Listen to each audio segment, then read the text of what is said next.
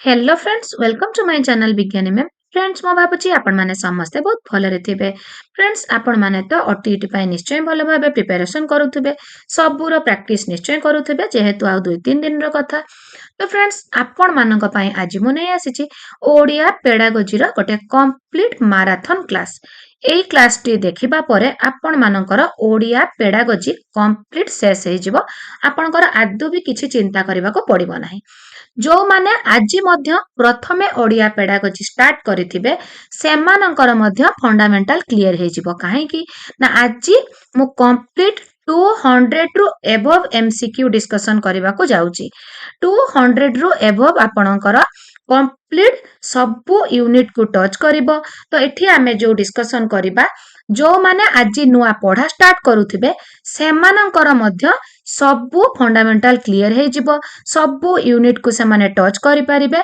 And एई वीडियोटी देखिबा परे आपण मानकर ओडिया पेडागोजी रे देखिबे पेडागोजी रे कंप्लीट जेतिकिटी क्वेश्चन आसीथिबो आपणकर 100% आंसर आपण माने देई परिबे आदु भी संदेह करिबार नाही तो फ्रेंड्स एबे स्टार्ट करिबा प्राथमिक स्तर रे मातृभाषा शिक्षण रो केउटी लक्षण नुहे प्राथमिक स्तर रो मातृभाषा शिक्षण तो ए जो नुहे जो क्वेश्चन फ्रेंड्स सब बेले आपण मानको कंफ्यूज करबा पई ए नुहे टाइप रो क्वेश्चन देई थाए तो आदो भी आपण माने टेंशन नेबेनी बहुत जन कंफ्यूज हो जानती तो आपण माने प्रथमे देखि देबे मातृभाषा शिक्षण रो लक्ष्य केउ गुडिक जोटा लक्ष्य नथिबो तो सेटा आपणकर लक्ष्य नुहे तो आदो भी चिंता करिबार नाही तो एबे हमें देखिबा कोन करिबे आपण माने मानविक गुणावली और मूल्यबोधर विकास एटा होची मातृभाषा शिक्षार लक्ष्य तो एठी होची आपणकर आंसर नुहे एटा उत्तम नागरिक गठन यह मध्य मातृभाषा शिक्षण गोटे लक्ष्य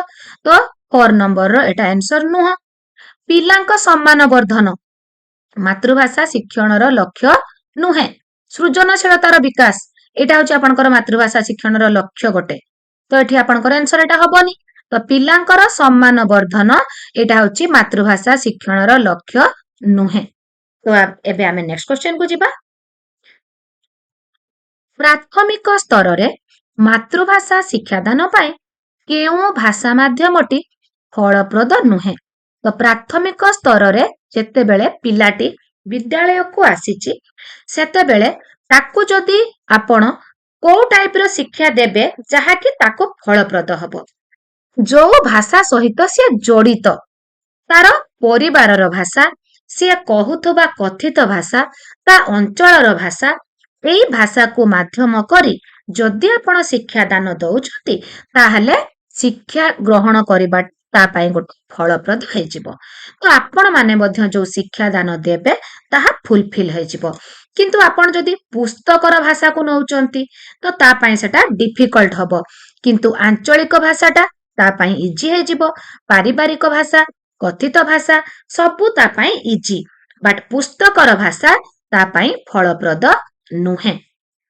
नेक्स्ट क्वेश्चन को जिबा फ्रेंड्स मातृभाषा शिक्षादानर प्राथमिक स्तर रे केउ दुईटी कौशल को गुरुत्व देबा उचित तो फ्रेंड्स मातृभाषा शिक्षादान रे आपणकर 9टी दक्षता रहुची श्रवण कथन पठन लिखन धारणार बोधगम्यता शब्द भंडार वृद्धि व्यवहारिक व्याकरण भाषार व्यवहार स्वशिक्षण किंतु ए 9टी दक्षता मध्यरु 4टी तांकर मौलिक दक्षता श्रवण कथन पठन लिखन तो फ्रेंड्स या भितरु प्रथमे केउ दुईटी को आपण गुरुत्व देबे प्रथमे पिलाटीर श्रवण दक्षता को आपण माने विकास करबा को चाहिबे जिए जेते भलो सुने सिए सेते भलो कहि पारे तो प्रथमे श्रवण और कथन ए दुईटी दक्षता को प्रथमे गुरुत्व देबा उचित नेक्स्ट क्वेश्चन को जिबा फ्रेंड्स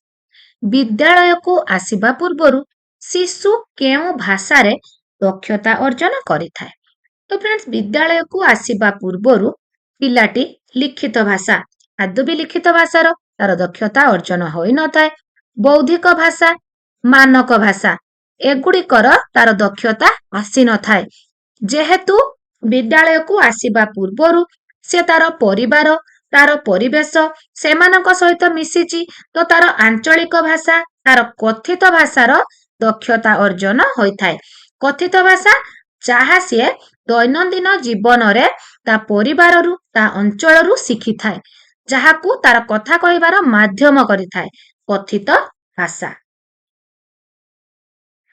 ମାତୃଭାଷା ଶିକ୍ଷଣ ପାଇଁ ନିମ୍ନୋକ୍ତ କେଉଁ କ୍ରମଟି ଠିକ୍? ଚାରୋଟି ଯୋଉ ମୌଳିକ ଦକ୍ଷତା ରହିଛି ମାତୃଭାଷାର ତାର କ୍ରମଟି ମୁଁ ସବୁବେଳେ କହିଥାଏ, ମନେ ରଖିବେ। ଶ୍ରବଣ, କଥନ, ପଠନ, ଲିଖନ। ଶ୍ରବଣ, କଥନ, ପଠନ, ଲିଖନ। ନୀରବ ପଠନ ଦ୍ୱାରା କେଉଁଟି ସୁଗମ ହେଇଥାଏ? 2012ରେ ଆସିଥିଲା ଏଣ୍ଡ ଆପଣଙ୍କର 2025 SOTTରେ ଆସିଥିଲା। ନୀରବ ପଠନ ଆପଣ କେତେବେଳେ କରିବେ? ତ କେତେବେଳେ କରିବେ କୁହନ୍ତୁ ଫ୍ରେଣ୍ଡସ୍? ଆପଣ ପ୍ରଥମେ ଆଦର୍ଶ ଉଚ୍ଚ ପଠନ କରିବେ ଶିକ୍ଷକ, ତାପରେ ପିଲାଙ୍କ ଦ୍ୱାରା ସରବ ପଠନ ହବ, ଦେନ୍ ଆପଣଙ୍କର ଶବ୍ଦାନୁଶୀଳନ ହେବ, ଦେନ୍ ଆପଣଙ୍କର ନୀରବ ପଠନ ହବ। ନୀରବ ପଠନଟି ଶବ୍ଦାନୁଶୀଳନ ପରେ ହୋଇଥାଏ। ତ ନୀରବ ପଠନଟି ଶବ୍ଦାନୁଶୀଳନ ପରେ କାହିଁକି ହୋଇଥାଏ ଫ୍ରେଣ୍ଡସ୍? କାହିଁକି ହୋଇଥାଏ? ତ ଫ୍ରେଣ୍ଡସ୍, এই ନୀରବ ପଠନ କରିବା ଦ୍ୱାରା ଯୋଉ ବିଷୟଟି ଯୋଉ ପ୍ରସଙ୍ଗଟି ଶିକ୍ଷକ ଶିକ୍ଷାଦାନ ଦଉଛନ୍ତି ସେଇ ଯୋଉ ପ୍ରସଙ୍ଗଟି ଶିକ୍ଷକ ପଢଉଛନ୍ତି ତାର ଭାବବୋଧ ହୋଇଥାଏ। ତାର ଭାବବୋଧ ନୀରବ ପଠନ ଦ୍ୱାରା ହୋଇଥାଏ। ନିମ୍ନୋକ୍ତ କେଉଁଟିରେ ଶିକ୍ଷାର୍ଥୀର ଉତ୍ତର ଲେଖିବାରେ ସ୍ୱାଧୀନତା ଅଧିକ? ମୁକ୍ତ ଲିଖନ, ସୂଚନାତ୍ମକ ଲିଖନ, ଦୃଷ୍ଟ ଲିଖନ, ଶ୍ରୁତ ଲିଖନ। ତ ଶିକ୍ଷାର୍ଥୀର ଉତ୍ତର ଲେଖିବାର ସ୍ୱାଧୀନତା ଅଧିକ। ତ ଆପଣଙ୍କୁ ଯେତେବେଳେ ଗୋଟେ ମୁକ୍ତ ଲିଖନ ଦିଆଯିବ ଗୋଟେ ପିଲାକୁ, ଆପଣ ତାକୁ କହିବେ ବିଦ୍ୟାଳୟ ବିଷୟରେ ଯାହା ଜାଣୁ ଲେଖ, ତାକୁ ଆପଣ ମୁକ୍ତ କରିଦେଲେ, ତ ସେଠି ତା ଉତ୍ତର ଲେଖିବାର ସ୍ୱାଧୀନତା ରହିଲା। କିନ୍ତୁ ଆପଣ ଯଦି ସୂଚନା ତାକୁ ଦେଇଦେବେ ସୂଚନାତ୍ମକରେ, ବିଦ୍ୟାଳୟ, ଖେଳ ପଡିଆ, ଫୁଲ ବଗିଚା, ଅଫିସ ରୁମ, କମ୍ପ୍ୟୁଟର ଲ୍ୟାବ, ତ ସେତେବେଳେ ତାର ସ୍ୱାଧୀନତା ଆପଣ ଛଡେଇ ନେଲେ। ତାକୁ ଯୋଉ ସୂଚନା ଆପଣ ଦେଲେ ତାକୁ ସେ ଟଚ୍ କରିକି ଲେଖିବ। ଏଣ୍ଡ ଦୃଷ୍ଟ ଲିଖନରେ ଦେଖିବ ଲେଖିବ, ଆପଣ ଯେତିକି ତାକୁ ଦେଇଛନ୍ତି ସେତିକିକୁ ସେ ଦେଖିକି ଲେଖିବ। ତ ସେଠି ତାର ସ୍ୱାଧୀନତା କୋଉଠୁ ଆସିଲା? ଶ୍ରୁତ ଲିଖନ ଶୁଣିବ ଲେଖିବ, ଆପଣ ଡାକୁଛନ୍ତି ସେ ଲେଖୁଛି, ତ ସେଠି ତାର ସ୍ୱାଧୀନତା ନାହିଁ। ତ ଉତ୍ତର ଲେଖିବାରେ ସ୍ୱାଧୀନତା ଅଧିକ କୋଉଠି ରହିଲା? ମୁକ୍ତ ଲିଖନରେ। ବିଦ୍ୟାଳୟ ବିଷୟରେ ଲେଖ, ଗାଈ ବିଷୟରେ ଲେଖ, ନଈ ବଢି ବିଷୟରେ ଲେଖ, ଆପଣ ଖାଲି ତାକୁ ପ୍ରସଙ୍ଗଟି ସୂଚେଇ ଦେଲେ, ତାକୁ ମୁକ୍ତ କରିଦେଲେ, ସ୍ୱାଧୀନତା ଦେଇଦେଲେ, ସିଏ ସେ ବିଷୟରେ ଯାହା ଜାଣେ ଲେଖିବ। ତ ମୁକ୍ତ ଲିଖନରେ ପିଲାର ସ୍ୱାଧୀନତା ଅଧିକ। ପ୍ରାକ୍ ପ୍ରାଥମିକ ସ୍ତରରେ ଶିଶୁର ଭାଷା ଦକ୍ଷତା ବୃଦ୍ଧି ପାଇଁ କେଉଁ ବିଷୟ ପ୍ରତି ପ୍ରଥମେ ଦୃଷ୍ଟି ଦେବା ଉଚିତ? ପ୍ରାକ୍ ପ୍ରାଥମିକ ସ୍ତରରେ, ତ ଏଠି କୋଉଠି କହୁଛି ପ୍ରାକ୍ ପ୍ରାଥମିକ, ଶିଶୁର ଭାଷା ଦକ୍ଷତା କେଉଁ ବିଷୟ ପ୍ରତି ପ୍ରଥମେ ଆପଣ ଦୃଷ୍ଟି ଦେବେ? ଆପଣ ଶ୍ରବଣ ଓ କଥନ ପ୍ରଥମେ ଦୃଷ୍ଟି ଦେବେ। ଶ୍ରବଣ, କଥନ, ତ ଚାରୋଟି ଯାକ ଦକ୍ଷତା ଯେହେତୁ ଇଣ୍ଟର ରିଲେଟେଡ, ତ ଶ୍ରବଣ ଯୋଉ ପିଲା ଭଲ କରୁଥିବ ତାର କଥନ ଭଲ ହବ। ଶ୍ରବଣ କଥନର ଦକ୍ଷତା ଆସିଲେ ପଠନ, ଶ୍ରବଣ କଥନ ପଠନ ହେଇଗଲେ ଲିଖନ। ପ୍ରଥମ ଶ୍ରେଣୀରେ ପଢା ଯାଉଥିବା ହସ ଖେଳ ବହିଟି କେଉଁଥିପାଇଁ ଏକ ସମନ୍ୱିତ ପାଠ୍ୟପୁସ୍ତକ ଭାବେ ଗ୍ରହଣ କରାଯାଇଛି? ବାରମ୍ବାର ମୁଁ ଓଡିଆ କ୍ଲାସରେ କହିଛି, ପ୍ରଥମ ଶ୍ରେଣୀ ହସ ଖେଳ ବହିଟିରେ ଭାଷା, ଗଣିତ, ପରିବେଶକୁ ସମନ୍ୱିତ କରି ପଢାଯାଉଛି। ଏଣ୍ଡ ଦ୍ୱିତୀୟ ଶ୍ରେଣୀର ହସ ଖୁସି ବହିରେ ଭାଷା, ପରିବେଶକୁ ସମନ୍ୱିତ କରି ପଢାଯାଉଛି। ତ ଏଠି କଣ ହେଇଛି ଫ୍ରେଣ୍ଡସ୍? ଭାଷା, ଗଣିତ, ପରିବେଶକୁ ପୃଥକ ଭାବରେ ପଢାଯାଉଛି। ଆଦୌ ବି ନୁହେଁ, ଏଟା ଭୁଲ ଅଛି। ଭାଷା, ଗଣିତ, ପରିବେଶକୁ ଏକାଠି ପଢାଯାଉଛି। ଏକାଠି ପଢାଯାଉଛି। ଭାଷା, ପରିବେଶ ଏଟା ହଉଛି ଦ୍ୱିତୀୟ ଶ୍ରେଣୀ ହସ ଖୁସିରେ। ଭାଷା, ଗଣିତ ଆପଣଙ୍କର ସେମିତି କିଛି ନାହିଁ। ତ ଆପଣଙ୍କର ଏଠି ଭାଷା, ଗଣିତ, ପରିବେଶକୁ ଏକାଠି କରି ପଢାଯାଉଛି ପ୍ରଥମ ଶ୍ରେଣୀ ହସ ଖେଳ ପାଠ୍ୟପୁସ୍ତକରେ। ସେଥିପାଇଁ ତାକୁ ସମନ୍ୱିତ ପାଠ୍ୟପୁସ୍ତକ ବୋଲି କୁହାଯାଏ। ତ ଏଇ ପ୍ରଥମ ଦ୍ୱିତୀୟ ଯୋଉ ସମନ୍ୱିତ ପାଠ୍ୟପୁସ୍ତକ ବୋଲି କିଏ କରିଥିଲେ? ଏଟା NCERT 1988ରେ କରିଥିଲା। ସମନ୍ୱିତ ପାଠ୍ୟପୁସ୍ତକ ପ୍ରଥମ ଓ ଦ୍ୱିତୀୟ ଶ୍ରେଣୀରେ ହେବ ବୋଲି। ଶ୍ରୁତ ଲିଖନ ଦ୍ୱାରା କେଉଁ ଦୁଇଟି ଦକ୍ଷତାର ବିକାଶ ସମୟରେ ସାଧିତ ହୋଇଥାଏ? ଶ୍ରୁତ ଲିଖନ ଦ୍ୱାରା ଆପଣଙ୍କର କେଉଁ ଦୁଇଟି ଦକ୍ଷତାର ବିକାଶ ହୋଇଥାଏ?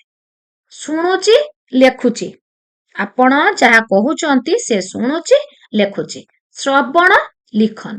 ତାହେଲେ ଶ୍ରୁତ ଲିଖନ ଦ୍ୱାରା ତାର ଆପଣଙ୍କର ଶ୍ରବଣ ଓ ଲିଖନ ଦକ୍ଷତାର ବିକାଶ ହେଉଛି। ମାତୃଭାଷା ଶିକ୍ଷାଦାନ ପାଇଁ ପ୍ରସ୍ତୁତ ପାଠ୍ୟପୁସ୍ତକର ଏକ ନିର୍ଦ୍ଦିଷ୍ଟ ରାଜ୍ୟ କଥା କହିଲା, ନିର୍ଦ୍ଦିଷ୍ଟ ରାଜ୍ୟର ରୀତିନୀତି, ଯାନିଯାତ୍ରା, ବିବିଧ ପର୍ବପର୍ବାଣୀ ସମ୍ପର୍କରେ ତଥ୍ୟ ସଂଯୁକ୍ତ କରାଗଲା। ଏହି ପ୍ରକାର ପୁସ୍ତକରେ ମୁଖ୍ୟତଃ କେଉଁଟି ଉପରେ ଅଧିକ ଗୁରୁତ୍ୱ ଦିଆଗଲା? ଶୈକ୍ଷିକ ଲକ୍ଷ୍ୟର ପ୍ରତିଫଳନ, ଜାତୀୟ ଲକ୍ଷ୍ୟର ପ୍ରତିଫଳନ, ସ୍ଥାନୀୟ ପରିବେଶର ପ୍ରତିଫଳନ। ଯେହେତୁ ଏକ ନିର୍ଦ୍ଦିଷ୍ଟ ରାଜ୍ୟର ରୀତିନୀତି କଥା ଦଉଛି, ତ ଏଇଟା ହେଇଯିବ ଆପଣଙ୍କର ସ୍ଥାନୀୟ ପରିବେଶର ପ୍ରତିଫଳନ। ପ୍ରାଥମିକ ସ୍ତରରେ ମାତୃଭାଷା ଶିକ୍ଷଣର କେଉଁଟି ଲକ୍ଷ୍ୟ ନୁହେଁ? ଶ୍ରବଣ ଦକ୍ଷତା ପ୍ରାଥମିକ ସ୍ତରର ନିଶ୍ଚୟ ଗୋଟେ ଆପଣଙ୍କର ଲକ୍ଷ୍ୟ, ସେଟା ବି ଗୋଟେ ଆପଣଙ୍କର ଲକ୍ଷ୍ୟ। ଯୌକ୍ତିକତାର ବିକାଶ ପ୍ରାଥମିକ ସ୍ତରରେ ଯୌକ୍ତିକତାର ବିକାଶ ସାଧନ, ଏଟା ଗୋଟେ ଲକ୍ଷ୍ୟ ନୁହେଁ। ଲିଖନ ଦକ୍ଷତା ବି ଗୋଟେ ତାର ଲକ୍ଷ୍ୟ। ନୀରବ ପଠନ ଦ୍ୱାରା କେଉଁ ଉଦ୍ଦେଶ୍ୟ ସାଧିତ ହୋଇଥାଏ? ନୀରବ ପଠନ, ସାଇଲେଣ୍ଟ ରିଡିଂ। ସାଇଲେଣ୍ଟ ରିଡିଂରେ ଯୋଉ ପ୍ରସଙ୍ଗଟି ଆପଣ ନେଇଛନ୍ତି ସେଇ ପ୍ରସଙ୍ଗର ଭାବବୋଧ ପିଲାଟିର ହୋଇଥାଏ।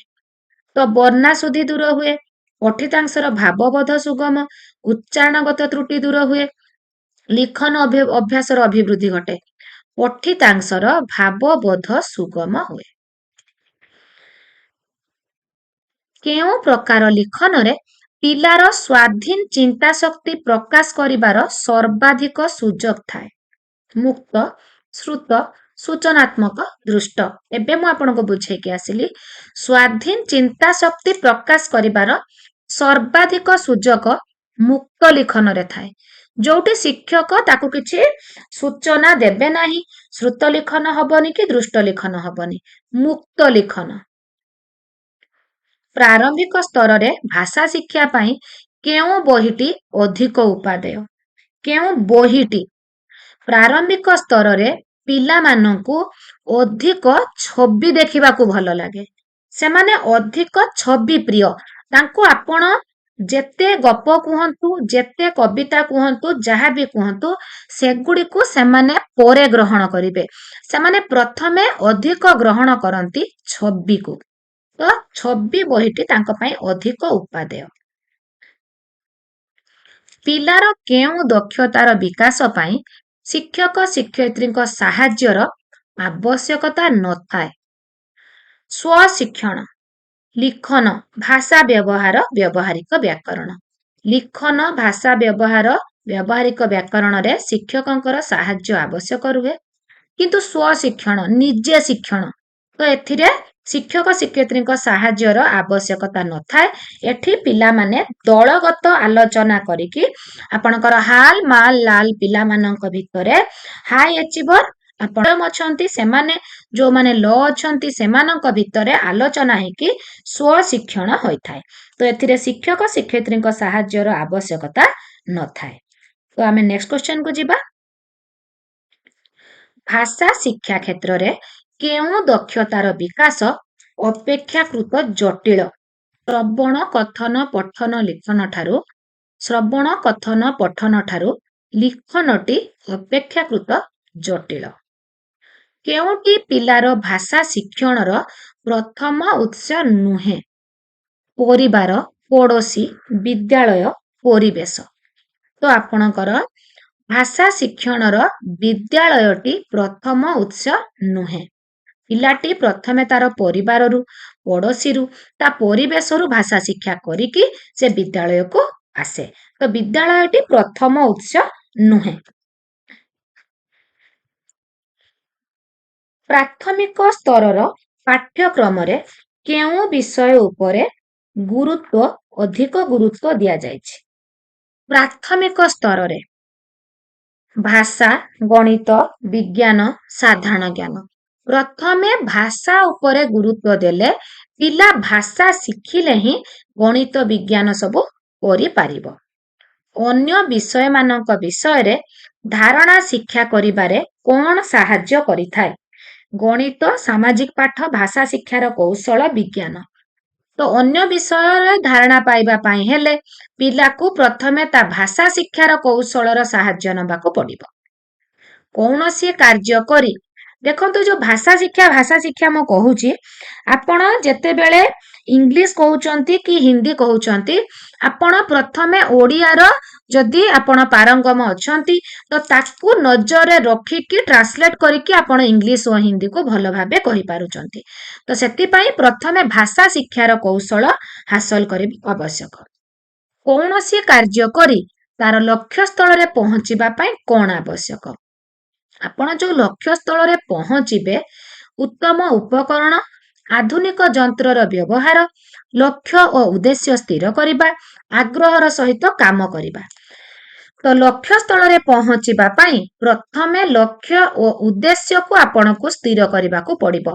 ଯେତେବେଳେ ଆପଣ ବିଦ୍ୟାଳୟରେ ଡାଏରୀ କରୁଛନ୍ତି, ଡେଲି ଡାଏରୀ କି ଲେସନ ପ୍ଲାନ ଆପଣ କରୁଛନ୍ତି, ପ୍ରଥମେ ଆପଣଙ୍କର ଲକ୍ଷ୍ୟ ଓ ଉଦ୍ଦେଶ୍ୟକୁ ଆପଣ ସ୍ଥିର କରୁଛନ୍ତି, ତାପରେ ଯାଇକି ଆପଣ ଲକ୍ଷ୍ୟ ସ୍ଥଳରେ ପହଞ୍ଚିବା ପାଇଁ କାର୍ଯ୍ୟ କରୁଛନ୍ତି।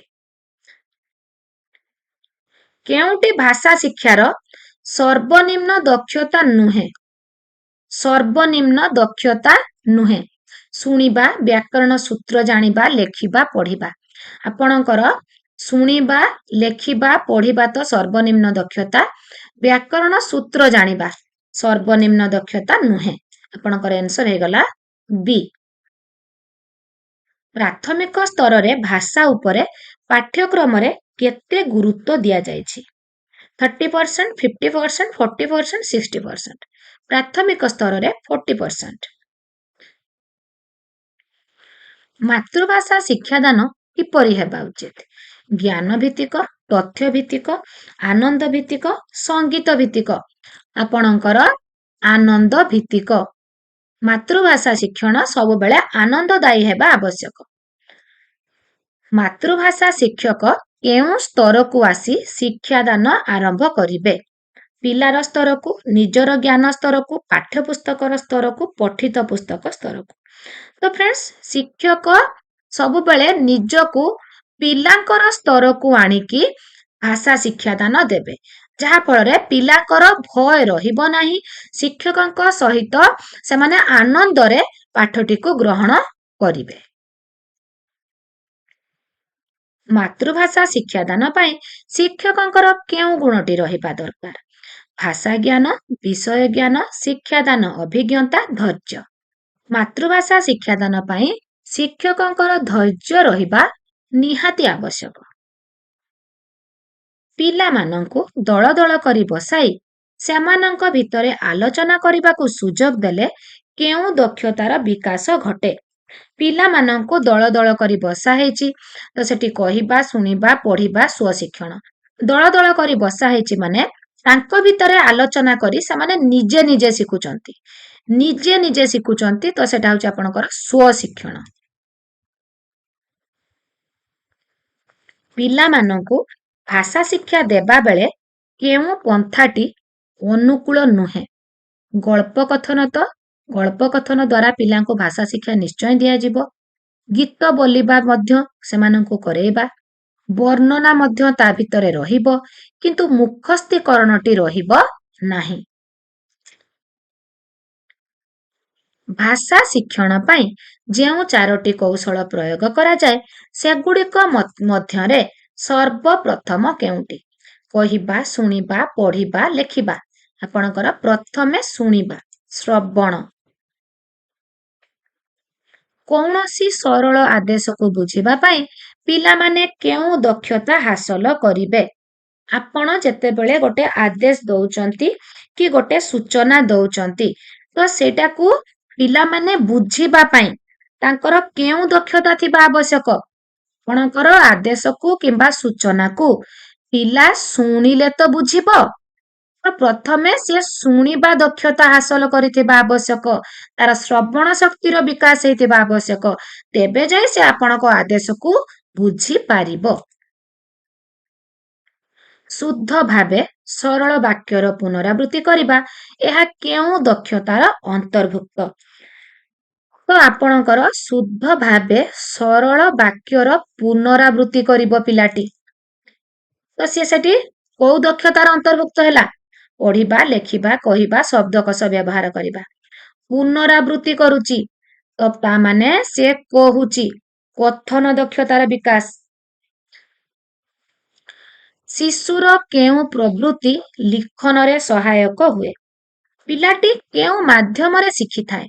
ଆପଣଙ୍କର ଗୋଟିଏ ବର୍ଣ୍ଣକୁ ତା ଉପରେ ବାରମ୍ବାର ମଡେଇ ମଡେଇ ଶିଖେ, କିମ୍ବା ଆପଣ ଗୋଟେ ଓ ଲେଖିଦେଲେ ସେଇ ଓ କୁ ଦେଖିକି ତଳକୁ ତଳ ଲେଖିକି ଶିଖିବ, କିମ୍ବା ଆପଣ ସେଇ ଓ ଟାଇପରେ ବିନ୍ଦୁ ଦେଇଦେବେ, ସେ ବିନ୍ଦୁକୁ ଯୋଡି ଯୋଡି ଶିଖିବ, କିମ୍ବା ଆପଣ ବିଭିନ୍ନ ପ୍ରକାର ଯେମିତି ଆପଣଙ୍କର ପ୍ରଥମ ଶ୍ରେଣୀରେ ଯେମିତି ଆପଣଙ୍କର ଚ ଓ ଟ ଶିଖେଇବା ପାଇଁ ଟୁନା ଟୁନି ପ୍ରଥମେ ଗୀତଟି ନିଆଯାଇଛି। ପିଲାଟି ସେଇ ଗୀତ ଆବୃତ୍ତିରୁ, ସେଇ ବାକ୍ୟରୁ, ଶବ୍ଦରୁ ଅକ୍ଷରକୁ ଚିହ୍ନୁଛି। ତ ଏଇ ଯୋଉ କାମ ଗୁଡିକ ମୁଁ ଆପଣଙ୍କୁ ଉଦାହରଣ ଦେଲି, ତ ସେଟା ଅନୁକରଣ କରି ଶିଖିଲା ନା ହସିଲା ନା କାନ୍ଦିଲା ନା ଶୋଇଲା? କେଉଁ ପ୍ରବୃତ୍ତିରେ ସେ ଶିଖିଲା? ଶିଶୁର ଅନୁକରଣ ପ୍ରବୃତ୍ତିରେ ସିଏ ଲିଖନ ଶିଖିଥାଏ। ଶିଶୁର କେଉଁ ପ୍ରବୃତ୍ତି ଲିଖନରେ ସହାୟକ ହୁଏ? ଅନୁକରଣ କରିବା, ଇମିଟେସନ। ଆପଣ ବିନ୍ଦୁ ବିନ୍ଦୁ କରିକି ଯୋଡି ଦେଲେ, ସେଟାକୁ ଲକ୍ଷ୍ୟ କରିକି ସିଏ ଯୋଡିକି ଓ ଲେଖିଲା। ଆପଣ ଅରଟ। ତ ଫ୍ରେଣ୍ଡସ୍, ଆପଣ ଧରନ୍ତୁ ଓ ଶିଖେଇବାକୁ ଯାଉଛନ୍ତି, ତ ଓ କୁ ନେଇକି ବହୁତ ଗୁଡିଏ ଶବ୍ଦ ଆପଣ ଲେଖେଇକି ପିଲାକୁ ଓ ଶିଖେଇଲେ। ତ ଯୋଉ ଗୁଡିକ ବି ମୁଁ କହିଲି, ପିଲା ଏଠି କେମିତି ଶିଖୁଛି? ଅନୁକରଣ କରି ଶିଖୁଛି। କେଉଁ ଶିକ୍ଷା ମାଧ୍ୟମରେ ସାହିତ୍ୟ ପ୍ରତି ଆଗ୍ରହ ସୃଷ୍ଟି ହେଇଥାଏ? ଆପଣଙ୍କର ଗଣିତ, ମାତୃଭାଷା, ସାମାଜିକ ବିଜ୍ଞାନ। ମାତୃଭାଷା ମାଧ୍ୟମରେ ସାହିତ୍ୟ ପ୍ରତି ଆଗ୍ରହ ସୃଷ୍ଟି ହୁଏ। ନିଜ ଦେଶର ଐତିହ୍ୟ ସଂସ୍କୃତି ବିଷୟରେ ପରିଚୟ ଲାଭ କରିବା କେଉଁ ବିଷୟ ଶିକ୍ଷା ଦ୍ୱାରା ସମ୍ଭବ ହୁଏ? ନିଜ ଦେଶର ଐତିହ୍ୟ ଓ ସଂସ୍କୃତି ବିଷୟରେ ପରିଚିତ ହେବା ପାଇଁ ମାତୃଭାଷା ଦ୍ୱାରା ସମ୍ଭବ ହୋଇଥାଏ।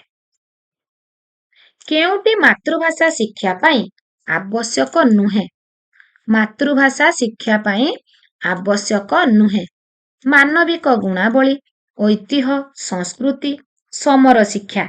ତ ଫ୍ରେଣ୍ଡସ୍, ଆପଣଙ୍କର ମାନବିକ ଗୁଣାବଳୀ, ଐତିହ୍ୟ, ସଂସ୍କୃତି ମାତୃଭାଷା ଶିକ୍ଷା ପାଇଁ ଆବଶ୍ୟକ। ସମର ଶିକ୍ଷାଟି ମାତୃଭାଷା ଶିକ୍ଷଣ ପାଇଁ ଆବଶ୍ୟକ ନୁହେଁ।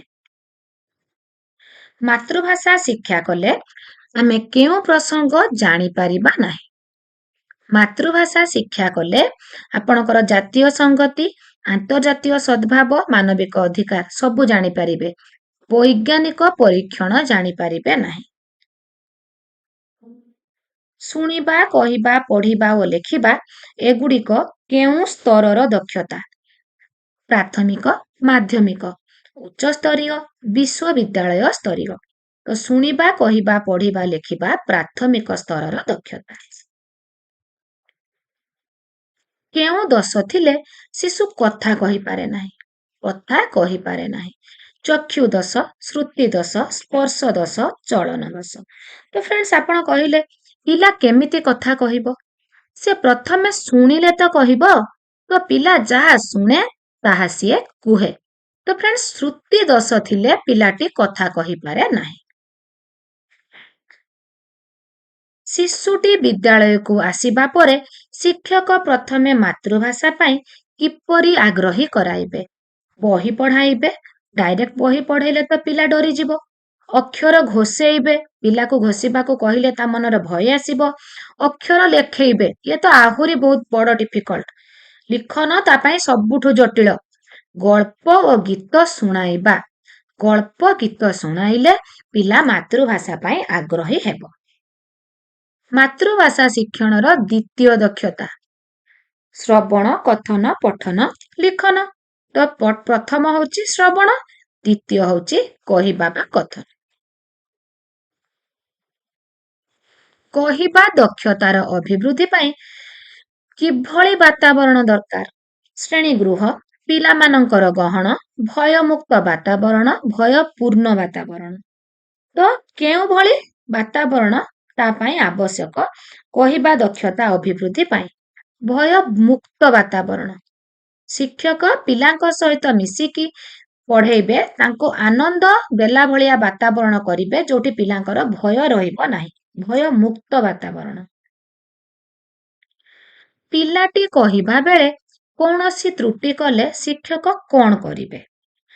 ସଙ୍ଗେ ସଙ୍ଗେ ତାହା ସଂଶୋଧନ କରିବେ, ଅନ୍ୟ ପିଲାଙ୍କ ଦ୍ୱାରା ସଂଶୋଧନ କରାଇବେ, ପିଲାଟିକୁ ତ୍ରୁଟି ଶୂନ୍ୟ କରି କହିବାକୁ କହିବେ। ଶିକ୍ଷକ ନିଜେ ବାରମ୍ବାର ଠିକ ଶବ୍ଦଟି କହିବେ, ଯାହା ଫଳରେ ପିଲା ତାର ତ୍ରୁଟିଟି ଜାଣିପାରିବ। ଶିକ୍ଷକ ନିଜେ ବାରମ୍ବାର ଠିକ ଶବ୍ଦଟି କହିବେ। କହିବା ମାଧ୍ୟମରେ ପିଲାର କେଉଁ ଗୁଣର ବିକାଶ ହୁଏ? କେଉଁ ଗୁଣର ବିକାଶ ହୁଏ? ଭାଷାର ଉନ୍ନତି, ଲେଖାର ଉନ୍ନତି, ତଥ୍ୟ ଅନୁସନ୍ଧାନ, ନିଜର ସଂଶୋଧନ। କହିବା ମାଧ୍ୟମରେ ଭାଷାର ଉନ୍ନତି ହେଇଥାଏ। କହିବା ଦକ୍ଷତା ସହିତ କେଉଁ ଦକ୍ଷତାର ସମ୍ବନ୍ଧ ବେଶୀ? କହିବା ସହିତ।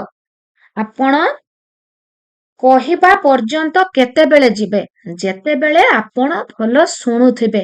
ଜଣେ ଭଲ ଶ୍ରୋତା ହିଁ ଭଲ ବକ୍ତା ହେଇଥାଏ। ପିଲାଟି ଭଲ ଯେତେ ଶୁଣିବ ସେତେ ସିଏ କହିପାରିବ। ତ କହିବା ଦକ୍ଷତା ସହିତ ଆପଣଙ୍କର ଶୁଣିବା ଦକ୍ଷତାର ସମ୍ବନ୍ଧଟି ବେଶୀ।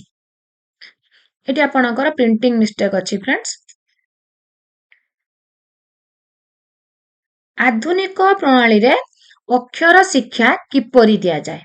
ଆଧୁନିକ ପ୍ରଣାଳୀରେ ଅକ୍ଷର କ୍ରମ ଶିଖାଇବା, ବାକ୍ୟରୁ ଶବ୍ଦ, ଶବ୍ଦରୁ ଅକ୍ଷର, ଶବ୍ଦରୁ ଅକ୍ଷର, ଅକ୍ଷରରୁ ଶବ୍ଦ, ଶବ୍ଦରୁ ବାକ୍ୟ। ତ ଆପଣଙ୍କର ଅକ୍ଷରର କ୍ରମ ଶିଖାଇବା ଏଟା ତ ଆଧୁନିକ ପ୍ରଣାଳୀ ନୁହେଁ। ଆପଣଙ୍କର ବାକ୍ୟରୁ ଶବ୍ଦ, ଶବ୍ଦରୁ ଅକ୍ଷର। ଯୋଉଟା ଆପଣଙ୍କୁ ଟିକେ ଆଗରୁ କହୁଥିଲି, ପିଲାଙ୍କୁ ପ୍ରଥମ ଶ୍ରେଣୀରେ ଆଗେ ପ୍ରଥମେ ଅ ଶିଖା ଯାଉନି। ଆପଣ ଯେମିତି ଅ ଆ ଶିଖୁଥିଲେ, ଆଧୁନିକ ପ୍ରଣାଳୀରେ ପିଲାଙ୍କୁ ପ୍ରଥମେ ଅ ଆ ଶିଖା ଯାଉ ନାହିଁ। ପ୍ରଥମ ଶ୍ରେଣୀ ବହିରେ ଅଛି, ଫାଷ୍ଟ ଅଛି ଟୁନା ଟୁନି ଭାଇ ଭଉଣୀ ଆଣିଲେ ଚାଉଳ ଚୁନା, ବିରି ବାଟିଲେ ଚକୁଳି କଲେ କହିଲେ ଚଟିଆ ଅନା। ତ ଆପଣଙ୍କର ଏଇ ଯୋଉ ଟ ଆଉ ଚ ଯୋଉ ବାରମ୍ବାର ବ୍ୟବହାର ହେଇଛି, ବାକ୍ୟରୁ ସେଇ ଚ ଓ ଟ ଥିବା ଶବ୍ଦକୁ ଗୋଲ ବୁଲେଇବ। ଶବ୍ଦ ଗୋଲ ବୁଲେଇଲା ପରେ ସେଥିରୁ ଚ ଓ ଟ କୁ ସେ ଚିହ୍ନଟ କରିବ। ତ ସିଏ କୋଉ ପ୍ରୋସେସରେ ଶିଖିଲା? ପ୍ରଥମେ ସେଇ ଗୀତର ବାକ୍ୟକୁ ଦେଖିଲା, ବାକ୍ୟରୁ ଶବ୍ଦ ଚିହ୍ନଟ କଲା, ଶବ୍ଦରୁ ଅକ୍ଷର ଶିଖିଲା। ତ ଆଧୁନିକ ପ୍ରଣାଳୀରେ ଅକ୍ଷର ଶିକ୍ଷା ବାକ୍ୟରୁ ଶବ୍ଦ, ଶବ୍ଦରୁ ଅକ୍ଷର। ଗୋଟିଏ ପିଲାର ପାଟି ଲାଗିଯାଏ କହିବା ବେଳେ ଆମେ ତାକୁ ଚିହ୍ନଟ କରିବା କିପରି? ତାର ପାଟି ଲାଗୁଛି ପଠନ ଦକ୍ଷତା ବେଳେ, ଯେତେବେଳେ ସେ ପଢୁଛି ଆପଣ ସେତେବେଳେ ଜାଣିପାରିବେ। ପଠନ ଦକ୍ଷତା, ଲିଖନ ଦକ୍ଷତା, ଶ୍ରବଣ ଦକ୍ଷତା। ପଠନ ଦକ୍ଷତା ସମୟରେ ଯେତେବେଳେ ସେ ପଢୁଛି। ତ ତାର କଥନ ଦକ୍ଷତା ବେଳେ ବି ଆପଣ ଜାଣିପାରିବେ, ଯେତେବେଳେ ସେ ଆପଣଙ୍କ ସହିତ କଥା କହୁଛି ସେତେବେଳେ ବି ତାର ପାଟି ଲାଗୁଛି ବୋଲି ଆପଣ ଜାଣିପାରିବେ। ବଟ୍ ଏଠି ଆପଣଙ୍କର କଥନ ଅପସନ ନାହିଁ, ପଠନ ଅଛି। କଥନ ପଠନ ଉଭୟ ଦକ୍ଷତାରେ ପିଲାର ପାଟି ଲାଗୁଛି ବୋଲି ଆପଣ ଜାଣିପାରିବେ। ହସ୍ତାକ୍ଷର ଲେଖିବା କେଉଁ ଦକ୍ଷତାର ଅନ୍ତର୍ଭୁକ୍ତ? ଶୁଣିବା, ଦେଖିବା, ଲେଖିବା, କହିବା। ହସ୍ତାକ୍ଷର ଲେଖୁଛି ତ ଆପଣଙ୍କର ଲିଖନ ଦକ୍ଷତା। ଲେଖିବା। ଦୃଷ୍ଟ ଲିଖନର ଉପକାରିତା କେଉଁଟି ନୁହେଁ? ହସ୍ତାକ୍ଷର ଭଲ ହେବ, ଦେଖିବା ସହିତ ଲେଖିବ, ମନୋଯୋଗ ସହ ଲେଖିବ, ମନେ ରଖିବ। ତ ଆପଣଙ୍କର ଦୃଷ୍ଟ ଲିଖନର ଉପକାରିତା, ଦେଖି ଦେଖି ଲେଖୁଛି ତ ଦେଖି ଦେଖି ଲେଖୁଛି, ହସ୍ତାକ୍ଷର ଭଲ ହେବା। ଦୃଷ୍ଟ ଲିଖନରେ ହସ୍ତାକ୍ଷର ଭଲ ହେବ, ଏଟା ତାର ଉପକାରିତା ଅଛି।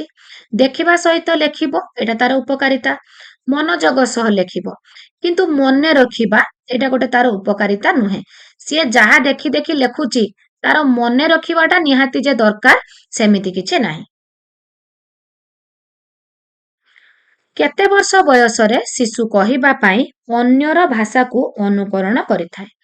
ଅନ୍ୟର ଭାଷାକୁ ଅନୁକରଣ କରେ 5 ରୁ 6 ବର୍ଷ, 3 ରୁ 6, 2 ରୁ 4, 1 ରୁ 5। 3 ରୁ 6 ବର୍ଷ ବୟସରେ ଶିଶୁ କହିବା ପାଇଁ ଅନ୍ୟର ଭାଷାକୁ ଅନୁକରଣ କରିଥାଏ। ଶିଶୁ ସାଧାରଣତଃ କ'ଣ କହେ? ଯାହା ଶୁଣେ ତାହା ସିଏ କହେ, ଯାହା ଶୁଣିଥାଏ ତାହା ସିଏ କହୁଥାଏ। ଭାଷା ଶିକ୍ଷା ପାଇଁ ତୃତୀୟ କୌଶଳଟି କିଏ? ଶ୍ରବଣ, କଥନ, ପଠନ, ଲିଖନ। ଶୁଣିବା, କହିବା, ପଢିବା, ଲେଖିବା। ତ ଆପଣଙ୍କର ଫାଷ୍ଟ ହଉଛି ଶୁଣିବା, ସେକେଣ୍ଡରେ ହଉଛି ଆପଣଙ୍କର କହିବା, ଥାର୍ଡରେ ପଢିବା ଏଣ୍ଡ ଫୋର୍ଥରେ ହଉଛି ଲେଖିବା। ତ ଆପଣଙ୍କର ତୃତୀୟ କୌଶଳ କ'ଣ ହେଇଗଲା? ପଢିବା। ଶ୍ରବଣ, କଥନ, ପଠନ ଓ ଲିଖନ ଏଗୁଡ଼ିକ ମଧ୍ୟରୁ କେଉଁଟି ଶିଶୁମାନଙ୍କୁ କଷ୍ଟକର ମନେ ହୁଏ? ଶ୍ରବଣ, କଥନ, ପଠନ, ଲିଖନ। ଲିଖନଟି ପିଲାମାନଙ୍କୁ କଷ୍ଟକର ମନେ ହୁଏ। ପଠନ ପାଇଁ କେଉଁ କାର୍ଯ୍ୟଟି ମନୋବିଜ୍ଞାନ ସମ୍ମତ? ମନୋବିଜ୍ଞାନ ସମ୍ମତ। ଅକ୍ଷରରୁ ଶବ୍ଦ, ଶବ୍ଦରୁ ବାକ୍ୟ, ବାକ୍ୟରୁ ଶବ୍ଦ, ଶବ୍ଦରୁ ଅକ୍ଷର।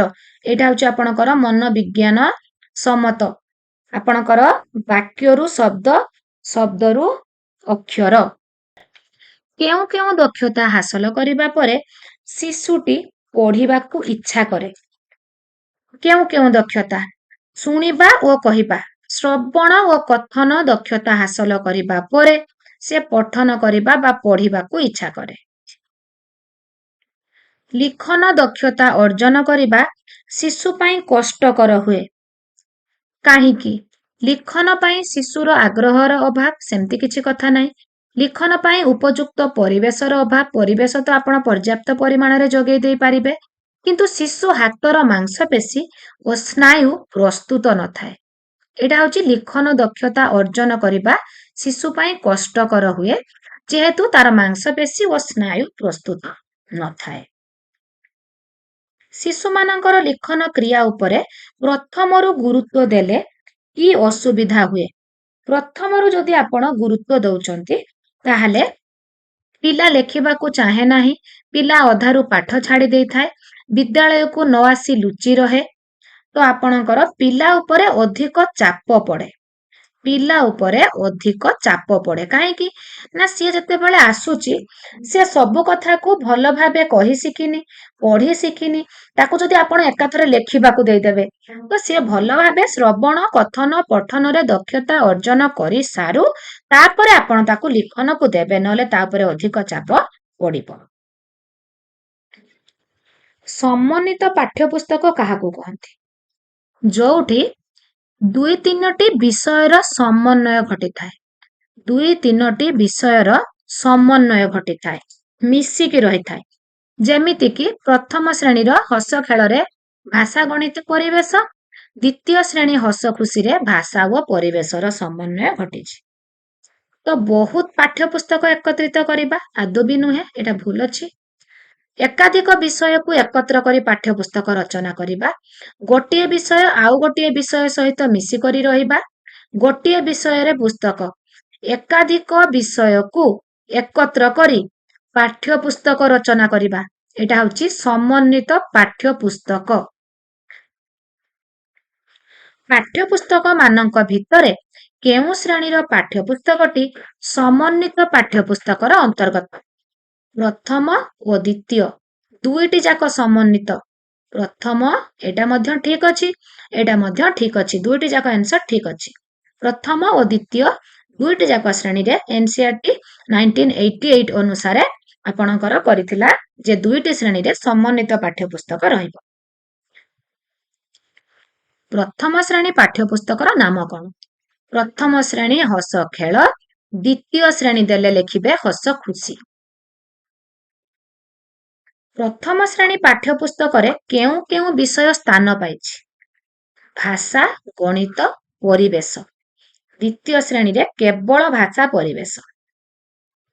ତୃତୀୟ ଶ୍ରେଣୀର ଆମ ଭାଷା ଆମ ସାହିତ୍ୟ ପାଠ୍ୟପୁସ୍ତକକୁ ଆମେ ସମନ୍ୱିତ ପାଠ୍ୟପୁସ୍ତକ କହିବାନି କାହିଁକି? ତୃତୀୟ ଶ୍ରେଣୀ ଆମ ଭାଷା ଆମ ସାହିତ୍ୟରେ କେବଳ ଭାଷା ରହିଛି, ସେଥିରେ ଅଲଗା କିଛି ବିଷୟ ମିଶିକି ରହିନି, ତ ତାକୁ ଆପଣ କାହିଁକି ସମନ୍ୱିତ ପାଠ୍ୟପୁସ୍ତକ ବୋଲି କହିବାକୁ ଯିବେ? ତ ଏଥିରେ କେବଳ ଭାଷା ରହିଛି। କେବଳ ଭାଷା ରହିଛି, ସେଥିପାଇଁ ଏହା ହେଉଛି ସମନ୍ୱିତ ପାଠ୍ୟପୁସ୍ତକ ନୁହେଁ। କାହାକୁ ଭିତ୍ତି କରି ସମନ୍ୱିତ ପାଠ୍ୟପୁସ୍ତକ ପ୍ରଣୟନ କରାଯାଏ? କାହାକୁ ଭିତ୍ତି କରି? ବିଷୟକୁ, ସାଧାରଣ ଜ୍ଞାନକୁ, ଅଭିଜ୍ଞତାକୁ, ତଥ୍ୟକୁ। ସମନ୍ୱିତ ପାଠ୍ୟପୁସ୍ତକ ଯୋଉ ପ୍ରଣୟନ କରାଯାଇଛି ନା ଆପଣଙ୍କର ଅଭିଜ୍ଞତାକୁ ଭିତ୍ତି କରି। ଏଇ ରିଲେଟେଡ କ୍ୱେଶ୍ଚନ ମଧ୍ୟ ଆପଣଙ୍କର SOTT ରେ ଆସିଥିଲା। ଅଭିଜ୍ଞତାକୁ ଭିତ୍ତି କରି ସମନ୍ୱିତ ପାଠ୍ୟପୁସ୍ତକ ପ୍ରଣୟନ କରାଯାଇଛି। ବର୍ତ୍ତମାନ ଆମ ବିଦ୍ୟାଳୟ ମାନଙ୍କରେ ଚଳୁଥିବା ପାଠ୍ୟପୁସ୍ତକ କେଉଁ ଆଧାରରେ ପ୍ରସ୍ତୁତ? କେଉଁ ଆଧାରରେ? ଜାତୀୟ ପାଠ୍ୟକ୍ରମ ଆଧାର 2005, ଆପଣଙ୍କର NCF 2005, NCF national curriculum framework, national curriculum ଆପଣଙ୍କର ଫ୍ରେମୱାର୍କ ଆପଣଙ୍କର 2005 ଏଣ୍ଡ ଆପଣଙ୍କର ଷ୍ଟେଟ କରିକୁଲମ ଫ୍ରେମୱାର୍କ SCF 2007। ପ୍ରାଥମିକ ସ୍ତରରେ ମାତୃଭାଷା ଶିକ୍ଷଣର ଲକ୍ଷ୍ୟ କେଉଁଟି ନୁହେଁ? ମାତୃଭାଷା ଶିକ୍ଷଣର ଲକ୍ଷ୍ୟ କେଉଁଟା ନୁହେଁ? ମାନବିକ ଗୁଣାବଳୀ ଓ ମୂଲ୍ୟବୋଧର ବିକାଶ, ଏଟା ତାର ଶିକ୍ଷଣର ଲକ୍ଷ୍ୟ। ଦେଶ ପାଇଁ ଉତ୍ତମ ନାଗରିକ ଗଠନ, ଏଟା ବି ଶିକ୍ଷଣର ଲକ୍ଷ୍ୟ। ଜାତୀୟ ସଂଗତି ଓ ଆନ୍ତର୍ଜାତିକ ସଦ୍ଭାବନାର ବିକାଶ, ଏଟା ମଧ୍ୟ ତାର ଲକ୍ଷ୍ୟ। କେବଳ ବହି ପଢିବାର ଦକ୍ଷତା ଅର୍ଜନ ମାତୃଭାଷା ଶିକ୍ଷଣର ଲକ୍ଷ୍ୟ ନୁହେଁ। କେଉଁଟି ମାତୃଭାଷା ଶିକ୍ଷଣର ଦକ୍ଷତା ନୁହେଁ? ପଠନ, କଥନ, ସ୍ୱଶିକ୍ଷଣ ସବୁ ତାର 9ଟା ଦକ୍ଷତା ଭିତରେ ଯାଉଛି। ସଂଜ୍ଞା ଭିତ୍ତିକ ବ୍ୟାକରଣ, ଏଟା ତା ଦକ୍ଷତା ନୁହେଁ। ଗୋଟିଏ ପ୍ରଥମ ଶ୍ରେଣୀର ପିଲା ବର୍ଷ ଶେଷ ବେଳକୁ କେତୋଟି ଶବ୍ଦର ପ୍ରକୃତ ଜ୍ଞାନ ଲାଭ କରିଥିବା ଆବଶ୍ୟକ? ପ୍ରଥମ ଶ୍ରେଣୀର ତାର ବହିରେ 1500 ଶବ୍ଦ ରହୁଛି। ସେଥିପାଇଁ ପ୍ରଥମ ଶ୍ରେଣୀର ପିଲା ବର୍ଷ ଶେଷକୁ 1500 ଶବ୍ଦର ଜ୍ଞାନ ଲାଭ କରିପାରିବ। ଏଣ୍ଡ ମନେ ରଖନ୍ତୁ, ଦ୍ୱିତୀୟ ଶ୍ରେଣୀ ବହିରେ 2000 ଶବ୍ଦ ରହୁଛି। ତ ଦ୍ୱିତୀୟ ଶ୍ରେଣୀ ଶେଷ ବେଳକୁ ଗୋଟିଏ ପିଲା 2000 ଶବ୍ଦର ଜ୍ଞାନ ଲାଭ କରିପାରିବ। ପାରମ୍ପରିକ ବ୍ୟାକରଣ ଓ ବ୍ୟବହାରିକ ବ୍ୟାକରଣ ମଧ୍ୟରେ ପ୍ରଭେଦ କଣ? କଣ ପ୍ରଭେଦ? ତ ପାରମ୍ପରିକ ବ୍ୟାକରଣ ବା ତାତ୍ତ୍ୱିକ ବ୍ୟାକରଣ ଯୋଉଟା, ସେଥିରେ ଆପଣଙ୍କର ତାର ସୂତ୍ରକୁ ମୁଖସ୍ଥ କରିବା ଉପରେ ଇମ୍ପୋର୍ଟାନ୍ସ ରହୁଥିଲା, ତାର ସଂଜ୍ଞାକୁ ମୁଖସ୍ଥ କରିବା ଉପରେ ଇମ୍ପୋର୍ଟାନ୍ସ ରହୁଥିଲା। କିନ୍ତୁ ବ୍ୟବହାରିକ ବ୍ୟାକରଣରେ ପିଲାମାନେ ଉଦାହରଣକୁ ବ୍ୟବହାର କରି କରି ବ୍ୟାକରଣ ଶିଖନ୍ତି। ତ ଏଟା ହଉଛି ବ୍ୟବହାର ଭିତ୍ତିକ, ଉଦାହରଣକୁ ବ୍ୟବହାର କରି କରି ଯାଉଛନ୍ତି। ତ ଏଟା ହଉଛି ବ୍ୟବହାର ଭିତ୍ତିକ। ବ୍ୟବହାରିକ ବ୍ୟାକରଣର ଉଦାହରଣ ହଉଛି ଫ୍ରେଣ୍ଡସ୍, ଆପଣ ପିଲାକୁ ଡାଇରେକ୍ଟ ସୂତ୍ର କହିବେ ନାହିଁ। ଯେମିତି ମୁଁ ଆପଣଙ୍କୁ ଉଦାହରଣ ଦିଏ, ଅଷ୍ଟମରେ ଯେତେବେଳେ ସନ୍ଧି ବିଚ୍ଛେଦ କରାଯାଉଛି, ପିଲାଙ୍କୁ ଡାଇରେକ୍ଟ ସନ୍ଧି ପଢାଉଛି ବୋଲି କୁହାଯାଉ ନାହିଁ। ତାଙ୍କୁ କୁହାଯାଉଛି ତୁମେ ବିଦ୍ୟା ପ୍ଲସ ଆଳୟ ବିଦ୍ୟାଳୟ, ଜଗତ ପ୍ଲସ ନାଥ ଜଗନ୍ନାଥ, ଏମିତି ଉଦାହରଣକୁ ବ୍ୟବହାର କରି କରି ଶିଖ। ତ ଏଟା ହଉଛି ବ୍ୟବହାର ଭିତ୍ତିକ ବା ବ୍ୟବହାରିକ ବ୍ୟାକରଣ। କବିତା ଶିକ୍ଷାଦାନରେ କେଉଁଟିକୁ ଅଧିକ ଗୁରୁତ୍ୱ ଦିଆଯାଏ? ଯେତେବେଳେ ପିଲାମାନେ କବିତା ଶିଖୁଛନ୍ତି, ଭାଷା, ବର୍ଣ୍ଣନା, ଆବୃତ୍ତି, ସ୍ୱର, ତ ଆପଣଙ୍କର ଆବୃତ୍ତିକୁ ଅଧିକ ଗୁରୁତ୍ୱ ଦିଆଯାଏ। ଆବୃତ୍ତି କରିବାକୁ। ଜଣେ ଶିକ୍ଷାର୍ଥୀ ଶବ୍ଦ ଲେଖିବାରେ ବାରମ୍ବାର ବନାନ ଭୁଲ କରୁଛି। ନିମ୍ନୋକ୍ତ କେଉଁ ପଦ୍ଧତିଟି ଅବଲମ୍ବନ କଲେ ପିଲାର ବର୍ଣ୍ଣାଶୁଦ୍ଧି କରାଯାଇପାରିବ? ଶିକ୍ଷକ ବାରମ୍ବାର ଠିକ ଶବ୍ଦଟିକୁ କଳାପଟାରେ ଲେଖିବେ, ପିଲାକୁ ଲେଖିବାର ନିୟମ ବୁଝାଇବେ, ପିଲାକୁ ବାରମ୍ବାର ଲେଖାଇବେ, ଶ୍ରେଣୀର ସମସ୍ତ ପିଲାଙ୍କୁ ଲେଖାଲେଖି କରିବାର ସୁଯୋଗ ଦେବେ। ଶିକ୍ଷକ ବାରମ୍ବାର ଠିକ ଶବ୍ଦଟିକୁ କଳାପଟାରେ ଲେଖିଲେ ପିଲାର ବର୍ଣ୍ଣାଶୁଦ୍ଧି ଦୂର ହେବ। କୌଣସି ବିଦ୍ୟାଳୟର ଶିକ୍ଷକ ଓ ଛାତ୍ରଛାତ୍ରୀଙ୍କୁ ନେଇ ସାହିତ୍ୟ ସଂସଦଟିଏ ଗଠିତ ହେଲା। ଏହା ଦ୍ୱାରା ପାରମ୍ପରିକ ଶିକ୍ଷାଦାନ ତ୍ୱରାନ୍ୱିତ ହେବ। ଶିକ୍ଷାର୍ଥୀମାନଙ୍କ ମନରେ ସର୍ଜନଶୀଳ ମନୋଭାବ ଓ ସୁପ୍ତ ପ୍ରତିଭା ବିକଶିତ ହେବ। ଯେହେତୁ ସାହିତ୍ୟ ସଂସଦଟିଏ ଗଠିତ ହେଇଛି, ଶିକ୍ଷାର୍ଥୀମାନଙ୍କ ମନରେ ଯୋଉ ତାଙ୍କର କ୍ରିଏଟିଭିଟି ରହିଛି ଓ ସୁପ୍ତ ପ୍ରତିଭା ରହିଛି, ତାହା ବିକଶିତ ହେବା ପାଇଁ ସେଇ ସଂସଦ ତାକୁ ସୁଯୋଗ ଦେବ। ନିମ୍ନୋକ୍ତ ମଧ୍ୟରୁ କେଉଁଟି ବର୍ଣ୍ଣାଶୁଦ୍ଧି ନିରାକରଣ ପାଇଁ ପ୍ରଯୁଜ୍ୟ? ବର୍ଣ୍ଣାଶୁଦ୍ଧି, ଅନୁକରଣ, ବକ୍ତୃତା, ପଠନ, ଅଭିପ୍ରେରଣା। ପଠନ। କେଉଁଟିକୁ ପଦ୍ୟ ଶିକ୍ଷାଦାନର ଉଦ୍ଦେଶ୍ୟ ରୂପେ ଗ୍ରହଣ କରାଯାଇପାରିବ? ପଦ୍ୟ ଶିକ୍ଷାଦାନର ଉଦ୍ଦେଶ୍ୟ ସୌନ୍ଦର୍ଯ୍ୟବୋଧର ବିକାଶ। ସୌନ୍ଦର୍ଯ୍ୟବୋଧର ବିକାଶ। ବ୍ୟାକରଣ ଜ୍ଞାନର ଅଭିବୃଦ୍ଧି ତ ଆଦୌ ବି ନୁହେଁ। ଶିକ୍ଷାର୍ଥୀମାନଙ୍କ ଭାଷା ଅବବୋଧନ ଦକ୍ଷତା ବୃଦ୍ଧି ନିମନ୍ତେ ନିମ୍ନୋକ୍ତ କେଉଁ ପ୍ରକାର ପଠନଟି ଆବଶ୍ୟକ? ଭାଷା ଅବବୋଧନ ଦକ୍ଷତା, ଭାବବୋଧ, ଭାଷାର ଭାବବୋଧ ହଉଥିବ ନୀରବ ପଠନରେ। ନୀରବ ପଠନରେ ଭାଷାର ଅବବୋଧନ ହୋଇଥାଏ, ବୋଧ ହେଇଥାଏ, ବୁଝିଥାଏ ପିଲାଟି। ଯେହେତୁ ସେ ସାଇଲେଣ୍ଟଲି ରିଡିଂ କରୁଛି ତ ତାର ଭାଷାର ବୋଧ ଜ୍ଞାନ ଆସିଥାଏ, ଭାବବୋଧ ହୋଇଥାଏ। ଭାଷା ଶିକ୍ଷା ନିମନ୍ତେ କେଉଁଟି ସହାୟକ କାର୍ଯ୍ୟକ୍ରମ ଅନ୍ତର୍ଭୁକ୍ତ ନୁହେଁ? ଶବ୍ଦାନ୍ତ ଖେଳ ତ ସହାୟକ କାର୍ଯ୍ୟକ୍ରମ, ଶବ୍ଦ ଗଠନ ଖେଳ ସହାୟକ କାର୍ଯ୍ୟକ୍ରମ, ବନାନ ଖେଳ ମଧ୍ୟ, କିନ୍ତୁ ଲୁଡୁ ଖେଳଟି ନୁହେଁ। ଏଟା ଆପଣଙ୍କର ମଧ୍ୟ 2013ରେ ଆସିଥିଲା। ନିମ୍ନୋକ୍ତ ମଧ୍ୟରୁ କେଉଁଟି ବ୍ୟାକରଣ ଶିକ୍ଷାଦାନର ସାଧାରଣ ଉଦ୍ଦେଶ୍ୟ ନୁହେଁ? ଲିଖିତ ଭାଷାକୁ ଠିକ ଭାବରେ ପଢିବା, ଶବ୍ଦ ଗଠନ ଓ ବାକ୍ୟ ଗଠନର ଶୈଳୀ କୌଶଳ ଶିକ୍ଷା କରିବା, ମନର ଭାବକୁ ତ୍ରୁଟି ଶୂନ୍ୟ ଭାବେ ଲେଖାରେ ପ୍ରକାଶ କରିବା, ସୁଲଳିତ ସ୍ୱରରେ ଆବୃତ୍ତି ବା ଗାନ କରିବା କୌଶଳ ଶିକ୍ଷା କରିବା। ଲିଖିତ ଭାଷାକୁ ଠିକ ଭାବେ ପଢିବା ବ୍ୟାକରଣ ଶିକ୍ଷାର ଉଦ୍ଦେଶ୍ୟ। ଶବ୍ଦ ଗଠନ ବାକ୍ୟ ଗଠନର କୌଶଳ ମଧ୍ୟ ଶିଖେଇବ। ମନର ଭାବକୁ ତ୍ରୁଟି ଶୂନ୍ୟ ଭାବେ ଲେଖା ପାଇଁ ଶିଖେଇବ। ଆପଣ ମନର ଭାବକୁ ଯାହା କଥାରେ କହୁଛନ୍ତି ଲେଖିଦେଲେ ହୁଏତ ତାହା ତ୍ରୁଟିଯୁକ୍ତ ହେଇପାରେ, କିନ୍ତୁ ବ୍ୟାକରଣ ଆପଣଙ୍କୁ ତ୍ରୁଟି ଶୂନ୍ୟ ଭାବରେ ଲେଖିବାକୁ ଶିଖାଏ। କିନ୍ତୁ ସୁଲଳିତ ସ୍ୱରରେ ଆବୃତ୍ତି ବା ଗାନ କରିବା କୌଶଳ ଆପଣଙ୍କୁ ବ୍ୟାକରଣ ଶିକ୍ଷାଦାନର ଉଦ୍ଦେଶ୍ୟ ନୁହେଁ। କେଉଁଟି ବର୍ଣ୍ଣାଶୁଦ୍ଧି ନିରାକରଣର ଉପାୟ ନୁହେଁ? ଶ୍ରୁତ ଲିଖନ, ବନାନ ଖେଳ, ଅଭିଧାନର ବ୍ୟବହାର, ତ୍ରୁଟିପୂର୍ଣ୍ଣ ଉଚ୍ଚାରଣ। ତ୍ରୁଟିପୂର୍ଣ୍ଣ ଉଚ୍ଚାରଣଟି ବର୍ଣ୍ଣାଶୁଦ୍ଧି ନିରାକରଣର ଉପାୟ ନୁହେଁ, କିନ୍ତୁ ଶ୍ରୁତ ଲିଖନ, ବନାନ ଖେଳ, ଅଭିଧାନର ବ୍ୟବହାର ଦ୍ୱାରା ବର୍ଣ୍ଣାଶୁଦ୍ଧି ନିରାକରଣ ହେଇଥାଏ। ଶ୍ରେଣୀରେ ଭାଷାଗତ ଭିନ୍ନତା କାହିଁକି ଦେଖାଯାଏ? ଭାଷାଗତ ଭିନ୍ନତା ଗୋଟିଏ ଭାଷା ଜାଣିଥିବା ପିଲା ଆସୁଥିବାରୁ, ଗୋଟିଏ ପ୍ରକାର ପିଲା ଆସୁଥିବାରୁ, ଭିନ୍ନ ଭିନ୍ନ ଅଞ୍ଚଳ ବା ପରିବେଶର ପିଲା ଆସୁଥିବାରୁ, ଗୋଟିଏ ଶ୍ରେଣୀକୁ ଭିନ୍ନ ଭିନ୍ନ ଅଞ୍ଚଳ ଭିନ୍ନ ଭିନ୍ନ ପରିବେଶରୁ ପିଲା ଆସୁଥିବାରୁ ଭାଷାଗତ ଭିନ୍ନତା ଦେଖାଯାଏ। ଗଛ ଓ କାଠୁରିଆ କବିତା ପଢି ସାରି ଶିକ୍ଷାର୍ଥୀ ଗଛ ବିଷୟରେ ଏକ କବିତା ଲେଖି ଶିକ୍ଷକଙ୍କୁ ଦେଖାଇଲା। ଏହା ଶିକ୍ଷାର୍ଥୀର କେଉଁ ଗୁଣର ବିକାଶ? ସୃଜନଶୀଳତାର ବିକାଶ। ସର୍ଜନଶୀଳତାର ବିକାଶ। ମାତୃଭାଷା ଶିକ୍ଷାଦାନରେ କେଉଁ ପଦ୍ଧତି ସହାୟକ ନୁହେଁ? ଗଳ୍ପ କଥନ, ଛବି ପ୍ରଣାଳୀ, ଶବ୍ଦାର୍ଥବୋଧ ସବୁଗୁଡ଼ିକ ପଦ୍ଧତି ସହାୟକ, ଅନୁବାଦଟି ସହାୟକ ନୁହେଁ।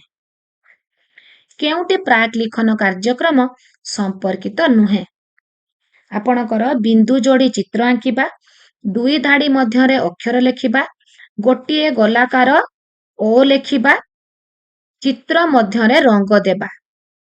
ତ ଆପଣଙ୍କର ପ୍ରାକ୍ ଲିଖନ ଯୋଉ କାର୍ଯ୍ୟକ୍ରମ ରୁହେ ସେଥିରେ ପିଲାଙ୍କୁ ଆପଣ ବିନ୍ଦୁ ଯୋଡ଼ି ଚିତ୍ର ଆଙ୍କିବାକୁ କୁହନ୍ତି, ଦୁଇ ଧାଡ଼ି ମଧ୍ୟରେ ଅକ୍ଷର ଲେଖିବା, ଏଟା ଆପଣଙ୍କର ପ୍ରାକ୍ ଲିଖନରେ ଯାଏନି। ଗୋଟିଏ ଗୋଲାକାରରେ ଆପଣ ଗୁଲ କରିଦେଇକି ପିଲାଙ୍କୁ ଲେଖିବା ପାଇଁ କହିବେ, ଚିତ୍ର ମଧ୍ୟରେ ରଙ୍ଗ ଦେବାକୁ କହିବେ, କିନ୍ତୁ ଦୁଇ ଧାଡ଼ି ମଧ୍ୟରେ ଅକ୍ଷର ଲେଖିବା ଏଟା ପ୍ରାକ୍ ଲିଖନରେ ପିଲା କରିପାରିବ ନାହିଁ। ତ କାର୍ଯ୍ୟକ୍ରମଟା ସମ୍ପର୍କିତ ନୁହେଁ ପ୍ରାକ୍ ଲିଖନ ସହିତ।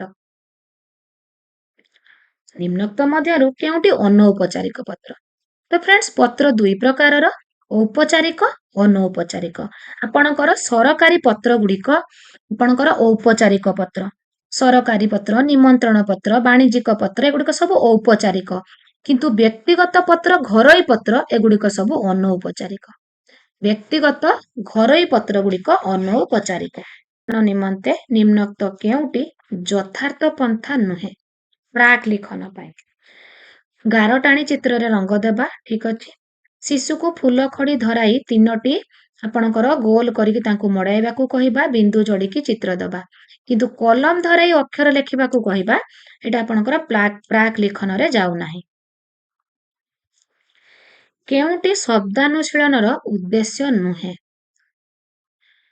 କଷ୍ଟ ଶବ୍ଦର ବିଶ୍ଳେଷଣ, କଷ୍ଟ ଶବ୍ଦର ବ୍ୟାଖ୍ୟାକରଣ, କଷ୍ଟ ଶବ୍ଦର ସରଳୀକରଣ। ତ ଏଗୁଡ଼ିକ ସବୁ ଶବ୍ଦାନୁଶୀଳନର ଉଦ୍ଦେଶ୍ୟ। କିନ୍ତୁ ଆପଣଙ୍କର କଷ୍ଟ ଶବ୍ଦର ବିଚାର ନ କରିବା ଏଇଟା ତାର ଉଦ୍ଦେଶ୍ୟ ନୁହେଁ। 2016ରେ ଆସିଥିଲା। ଗଦ୍ୟ ଶିକ୍ଷାଦାନ ନିମନ୍ତେ କେଉଁ କ୍ରମଟି ଠିକ୍? ଶିକ୍ଷକଙ୍କ ଆଦର୍ଶ ପଠନ, ଶିକ୍ଷାର୍ଥୀଙ୍କ ଉଚ୍ଚ ପଠନ, ଶବ୍ଦାନୁଶୀଳନ, ନୀରବ ପଠନ। ପ୍ରଥମେ ଶିକ୍ଷକଙ୍କ ଆଦର୍ଶ ପଠନ ହୁଏ, ଦେନ୍ ଶିକ୍ଷାର୍ଥୀଙ୍କ ଉଚ୍ଚ ପଠନ ହୁଏ, ଦେନ୍ ଶବ୍ଦାନୁଶୀଳନ, ଦେନ୍ ଆପଣଙ୍କର ନୀରବ ପଠନ। ଏଇଟା ଆପଣଙ୍କର ଠିକ୍ ଅଛି। ଏଇ କ୍ରମଟି ଠିକ୍ ଅଛି। ଭାଷା ଶିକ୍ଷାଦାନର ବିବିଧ କୌଶଳ ମଧ୍ୟରେ କବିତା ଶିକ୍ଷାଦାନ ବେଳେ ଆବୃତ୍ତିକୁ ଗୁରୁତ୍ୱ ଦିଆଯାଏ। ବ୍ୟାକରଣ ଜ୍ଞାନର ବିକାଶ, କବିତାର ଭାବଧାରା, ଯତିପାତ, ଛନ୍ଦ ଓ ଶାବ୍ଦିକ ସୌନ୍ଦର୍ଯ୍ୟକୁ ଉପଲବ୍ଧି କରାଯାଏ। ଏଇଟା ହେଉଛି କବିତାକୁ ଯୋଉ ଆବୃତ୍ତିକୁ ଗୁରୁତ୍ୱ ଦିଆଯାଏ। ଭାଷା ଶିକ୍ଷାଦାନର ବିବିଧ କୌଶଳ ମଧ୍ୟରେ କବିତା ଶିକ୍ଷାଦାନ ବେଳେ ଆବୃତ୍ତିକୁ ଗୁରୁତ୍ୱ ଦିଆଯିବାର ଏଇଟା ହେଉଛି ତାର କାରଣ। ଉତ୍ତମ ହସ୍ତାକ୍ଷର ଲିଖନର ଲକ୍ଷଣ ନୁହେଁ। ଦେଖିବା କଣ ପାଇଁ? ଶବ୍ଦ ଶବ୍ଦ ମଧ୍ୟରେ ବ୍ୟବଧାନ ରଖିବା ଠିକ୍ ଅଛି। ବିରାମ ଚିହ୍ନର ବ୍ୟବହାର କରିବା ଠିକ୍ ଅଛି। ଅକ୍ଷର ଗୁଡ଼ିକୁ ନିର୍ଭୁଲ କରି ଲେଖିବା, ଧାଡ଼ି ଗୁଡ଼ିକୁ ସିଧା କରି ଲେଖିବା। ହସ୍ତାକ୍ଷର ଲିଖନର ଲକ୍ଷଣ, ଧାଡ଼ି ଗୁଡ଼ିକୁ ସିଧା କରି ଲେଖିବା, A, B, D ଠିକ୍ ଅଛି। କିନ୍ତୁ ଆପଣଙ୍କର ଅକ୍ଷର ଗୁଡ଼ିକୁ ନିର୍ଭୁଲ କରି ଲେଖିବା ଏଇଟା ଉତ୍ତମ ହସ୍ତାକ୍ଷର ଲିଖନର ଲକ୍ଷଣ ନୁହେଁ। ବ୍ୟାକରଣ ଶିକ୍ଷାର ମୂଳ ଭିତ୍ତି କଣ ହେବା ଆବଶ୍ୟକ? ମୂଳ ଭିତ୍ତି। ତ ଫ୍ରେଣ୍ଡସ୍ ଏଠି ଆପଣମାନଙ୍କୁ ଟିକେ କହି ରଖେ, ଉତ୍ତମ ହସ୍ତାକ୍ଷର ଲିଖନରେ ଆପଣଙ୍କର ଉଦ୍ଦେଶ୍ୟ କଣ ରହିବ ନା ପିଲା ସୁନ୍ଦର ହସ୍ତାକ୍ଷର କରି ଲେଖିବ, ତା ଅକ୍ଷରଟି ସୁନ୍ଦର ହବ, ଗାରକୁ ଗାର ଯୋଡ଼ିକି ଲେଖିବ, ଧାଡ଼ି ଗୁଡ଼ିକ ସିଧା ହବ, ଶବ୍ଦ ଶବ୍ଦ ମଧ୍ୟରେ ବ୍ୟବଧାନ ରହିବ, କିନ୍ତୁ ଅକ୍ଷର ଗୁଡ଼ିକ ନିର୍ଭୁଲ ହବ। ଉତ୍ତମ ହସ୍ତାକ୍ଷର ଲିଖନର ସେଟା ଗୋଟେ ଲକ୍ଷଣ ନୁହେଁ। ବ୍ୟାକରଣ ଶିକ୍ଷାର ମୂଳ ଭିତ୍ତି। ବ୍ୟାକରଣ ଶିକ୍ଷା, ବାକ୍ୟ ଶିକ୍ଷା, ଶବ୍ଦ ଶିକ୍ଷା, ବର୍ଣ୍ଣ ଶିକ୍ଷା, ସୂତ୍ର ଶିକ୍ଷା। ବ୍ୟାକରଣ ଶିକ୍ଷାର ମୂଳ ଭିତ୍ତି ସୂତ୍ର ଶିକ୍ଷା। ପାଠ ଯୋଜନାରେ ଗଦ୍ୟ ଶିକ୍ଷାଦାନର କେଉଁଟି ଏକ ସୋପାନ ନୁହେଁ? ଗଦ୍ୟ ଶିକ୍ଷାଦାନରେ ଶବ୍ଦାନୁଶୀଳନ ରହିବ, ଛାତ୍ରଛାତ୍ରୀଙ୍କ ସରବ ପଠନ, ଛାତ୍ରଛାତ୍ରୀଙ୍କ ନୀରବ ପଠନ ରହିବ। ଦ୍ରୁତ ପଠନଟି ଗୋଟେ ସୋପାନ ନୁହେଁ। ଗଦ୍ୟ ଶିକ୍ଷାଦାନ ସହିତ କେଉଁଟି ସମ୍ପୃକ୍ତ ନୁହେଁ? କେଉଁଟି ସମ୍ପୃକ୍ତ ନୁହେଁ? ଶବ୍ଦାନୁଶୀଳନ, ସରବ ପଠନ, ନୀରବ ପଠନ ସବୁ ଗଦ୍ୟ ଶିକ୍ଷାଦାନରେ ରହିବ। ରସାନୁଶୀଳନ ଆବୃତ୍ତି ଏଇଟା ଆପଣଙ୍କର ନୁହେଁ, ଏଇଟା ପଦ୍ୟ ଶିକ୍ଷାଦାନରେ ରହିବ। ପ୍ରାରମ୍ଭିକ ସ୍ତରରେ ଭାଷା ଶିକ୍ଷା ପାଇଁ ମୁଖ୍ୟତଃ କେଉଁ ବହିଟି ଅଧିକ ଉପାଦେୟ? ପ୍ରାରମ୍ଭିକ ସ୍ତର ମାନେ ଛବି ବହି। କୌଣସି ପ୍ରସଙ୍ଗ ପଢ଼ାଇବା ପୂର୍ବରୁ ବିଷୟ ଆଧାରିତ ପ୍ରାକ୍ ବର୍ଣ୍ଣନାର ଉଦ୍ଦେଶ୍ୟ କଣ? ପ୍ରସଙ୍ଗ ପଢ଼ାଇବା ପୂର୍ବରୁ ଯୋଉ ଆପଣ ପ୍ରାକ୍ ବର୍ଣ୍ଣନା କରନ୍ତି, ତାଙ୍କର ପୂର୍ବ ଜ୍ଞାନକୁ ଆକଳନ କରିବା ପାଇଁ ଆପଣ କରନ୍ତି, ପୂର୍ବ ଜ୍ଞାନ ପରୀକ୍ଷା କରନ୍ତି। ପ୍ରାଥମିକ ବିଦ୍ୟାଳୟରେ କବିତା ଶିକ୍ଷାଦାନ ପାଇଁ କେଉଁଟି ଅଧିକ ଉପଯୋଗୀ? ଅଭିନୟ, ସରବ ପଠନ, ସଙ୍ଗୀତ ଗାନ। ଅଭିନୟ ଓ ଆବୃତ୍ତି ଏଇ ଦୁଇଟି ପ୍ରାଥମିକ ବିଦ୍ୟାଳୟର କବିତା ଶିକ୍ଷାଦାନ ପାଇଁ ଅଧିକ ଉପଯୋଗୀ। କବିତା ଶିକ୍ଷାଦାନ ସହ କେଉଁଟି ସମ୍ପୃକ୍ତ ନୁହେଁ? ଶିକ୍ଷକଙ୍କର ଆବୃତ୍ତି ଓ ଶିକ୍ଷାର୍ଥୀଙ୍କ ଅନୁକରଣ, କବିତାର ଆବେଗ ଓ ଅନୁଭୂତିକୁ ହୃଦୟଙ୍ଗମ କରିବା, ଶିକ୍ଷାର୍ଥୀମାନଙ୍କର ସୃଜନଶୀଳତାର ବିକାଶ। ତିନୋଟି ଯାକ ଠିକ୍ ଅଛି, କିନ୍ତୁ ଯୌକ୍ତିକତାର ବିକାଶ ଏଇଟା ହେଉଛି ଆପଣଙ୍କର କବିତା ଶିକ୍ଷାଦାନ ସହ ସମ୍ପୃକ୍ତ ନୁହେଁ। ବହୁଭାଷୀ ସମସ୍ୟା ଦୂର କରିବାର ଉପାୟ ନୁହେଁ।